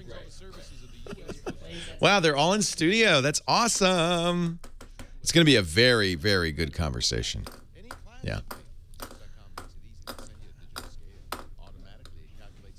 And John's going to arrive and say, "Oh, we're done with Prism, John. We've moved on." Oh, that would just drive him nuts. That would just make him crazy. Hey, are you with the Google Plus group? No, we're going to get a whole bunch of people who are coordinating their visit from Google Plus. I'm actually interning with Facebook. You're what? I'm interning at Facebook. Oh, cool. I've been listening to your show since like 2009. Oh, that's great. And when did you start at Facebook? May 20th. Great. You having fun? It's only been a month. Not even a month. Not even a month. Yeah, it's exciting. Where are you from? I study at Carnegie Mellon. Oh, neat. CMU is a great school. Great school. So you're going to do it all summer? Yeah. Far out. Are you programming? What are you doing? Yeah, I'm doing software engineering for Facebook Messenger. Awesome. What fun. Is that the area you're studying at CMU, or? I'm doing computer science. Computer science, just anything. Yeah. That's a great internship. I bet your friends are jealous. Yeah, they You get to come out here. That's a good internship. Great. Well, good. Nice to meet you. Nice to meet you. It's really, really exciting to meet you in person. Just saying. Thank you. What's your name? Anirudh. Say again? Anirudh. Anirudh? Yeah. All right. ANIRU? DH. Anirudh. Okay. Got it. Nice to meet you. A lot of people coming up from San Francisco, I guess because of WWDC. They're in town like you are for WWDC, and then there was this. Let me see how many people responded to the Google Plus. Did Apple give you an invite for WWDC? No, but I didn't ask for one. Their new policy, Andy tells me, is that you have to ask. You have to ask. You have to say, "I want to cover it," and then they'll tell you, which is fine with me because I want to be here. This is more where, and then we'll have people there. So the Twit Live viewing. Let me see how many people have. Keith Acorn did this. 17 people have said they're going. 4 said maybe. So, Jeff Needles, he's already here. He doesn't count. Of course, I answered too. I said I was going to go. Leo Laporte, the tech guy. 8888 Ask. Leo, that's the number. Last segment for the week. The Tech Guy Show tomorrow. Again, if you want to see our live coverage, maybe you're at work, you'd like to keep up on what's going on with the Apple conference, our live coverage. We'll actually start with Microsoft's press conference at E3, 9:30 Pacific, 12:30 Eastern Time. You can watch our stream at twit.tv. It's kind of fun to kind of do these live conference coverage. It's exciting. It's when we get our biggest audience too. It's kind of, these are geek news stories. These are big geek news days. Jeff is in Moreno Valley, California. Our next caller. Hi, Jeff. Leo Laporte, the tech guy. Hey, Leo. How's it going? It's great, Jeff. How you doing? Oh, not bad. I'm a little frustrated though. Trying to get some more hard drive space on my computer. I've got a Mac Pro that's from '06, and it came with 249 gigabytes, so a whopping 249. And I am a struggling filmmaker, and, it's about a gig for each minute of video, it seems. Yeah. And it's just killing me. Yeah. And I'm trying to get like a secondary terabyte drive. Good. Along with an external hard drive for backup and another gig of RAM, so I'm ready for Final Cut Pro soon. I've been using iMovie. But my question is it okay to use off-brand parts and not Mac parts? Sometimes, yeah, it's always okay because a Mac is basically a PC at this point, even in 2006. Sure. Occasionally, you'll run into problems with cabling, wiring being different. For instance, I bought a video card, PC video card for my Mac Pro. You got to check to make sure the drivers are available. They were, but I also had to buy additional dongles and things because the layout was different, the connectors were different, and so forth. Sure. Because the one thing I found is I put a gig in last year, and it's like 3 gigs is what I have now of RAM, but it only reads as 2. Well, that's so. Yeah, so that's why I always buy things from Otherworld Computing, macsales.com. Okay. Or if you're going to buy RAM, you could get it from Kingston or Corsair, but use the RAM Finder to make sure, Crucial. And these are comparable to Mac parts. Yeah, because what it'll say is this is the RAM you need for that. Now, it may be that Mac Pro, that's pretty old. It may be it couldn't even see more RAM. I mean, that may be that was just... I get one more. There's 2 slots left. Yeah, but having the slots is not the only factor in what it can see. Oh. So that motherboard may just say, hey, 2 gigs, that's all I can do. Who would ever need more than that? Slots, I mean... Who would ever need more than that? So if you go to everymac.com, you can look up the details on your machine, and it'll actually tell you. Sure. That was the first Intel Mac Pro, so right. Yeah. Early days. Yeah, definitely. Early days. It's fine for me, so I've been having a good time with it. But yeah, I mean, it's a decent processor. The new Xeon processors that they'll have this year, I'm sure. In fact, I bet you'll hear a new Mac Pro tomorrow. Really? Yeah. I'm pretty sure. These are the old Clovertown processors. Are not bad. They're not bad. Configured with 1 gig of DDR2 ECC fully buffered FB DIMM memory. Right. Don't see here where it says the limits on how much RAM, but it may. I'm trying to get Final Cut Pro going. And and it may really be that you can't put more in. That you could put more sticks in, but it wouldn't be seen. I don't know. You'll have to do some research to find out about that. All right, Leo. Well, thank you so much. Hey, my pleasure. What are you editing? What kind of films? I do a lot of right now art videos that are up on Vimeo, and I went on a big road trip recently and took a bunch of shots from Oregon, Washington, the Redwoods, and have a friend that has a band and they put it to their music. Awesome. I do sketch comedy shows on YouTube and short films. What's your YouTube channel? It's Sparks 1138. SPARKS 1138. 1138. Like THX. Somebody in our chat room says, no, I have the same Mac Pro, goes up to 16 gigs. Oh, wow. Yeah.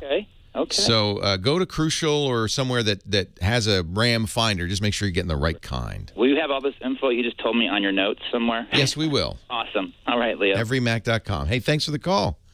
Good luck. Sparks 1138. I'm going to check out the comedy. Chris in Frankfort, Kentucky. Hi, Chris. Leo Laporte, the tech guy. Yes. I'm here. Yes, what can I do for you? Hi. Hi. This is Chris Ziegler. Yeah, welcome. You're on. Oh, my question is, I'm visually impaired, and we all know Windows 8 has Flash Player built into it, and I'm visually impaired. Yep. And It's okay. Take a deep breath. It's okay. Just you and me, dude. Are you a little nervous, Chris? No, I am. I'm a little, this room's a little warm. Sorry. And don't pass out on me now. Don't faint. I've not had a call. I've not lost a caller yet in my 27 years of broadcasting, but I guess it's always possible. So. Well, my question is, with getting rid of the flash, so it doesn't get in my way. Yeah, you don't really need flash nowadays. Apple really put a flag in the sand, and they said we're not going to put flash in our iPhones or our iPads.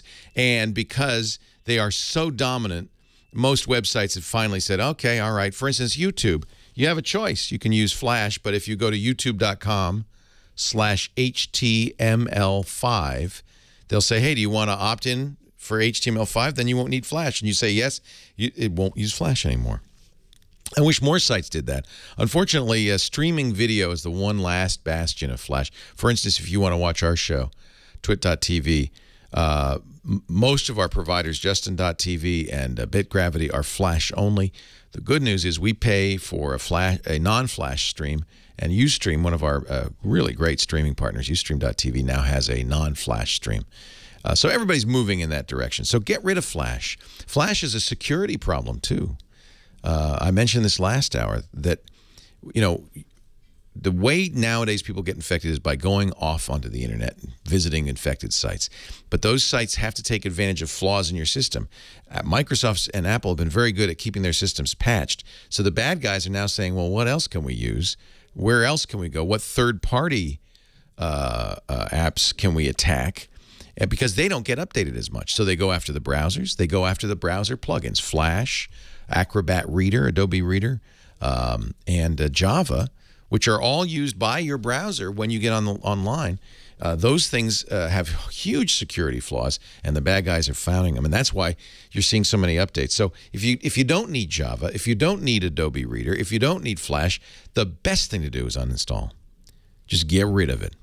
Now, it does come with Chrome, and I don't think there's any way to uninstall it with Chrome, but at least Chrome keeps it up to date. Google keeps Flash up to date on Chrome, not Adobe.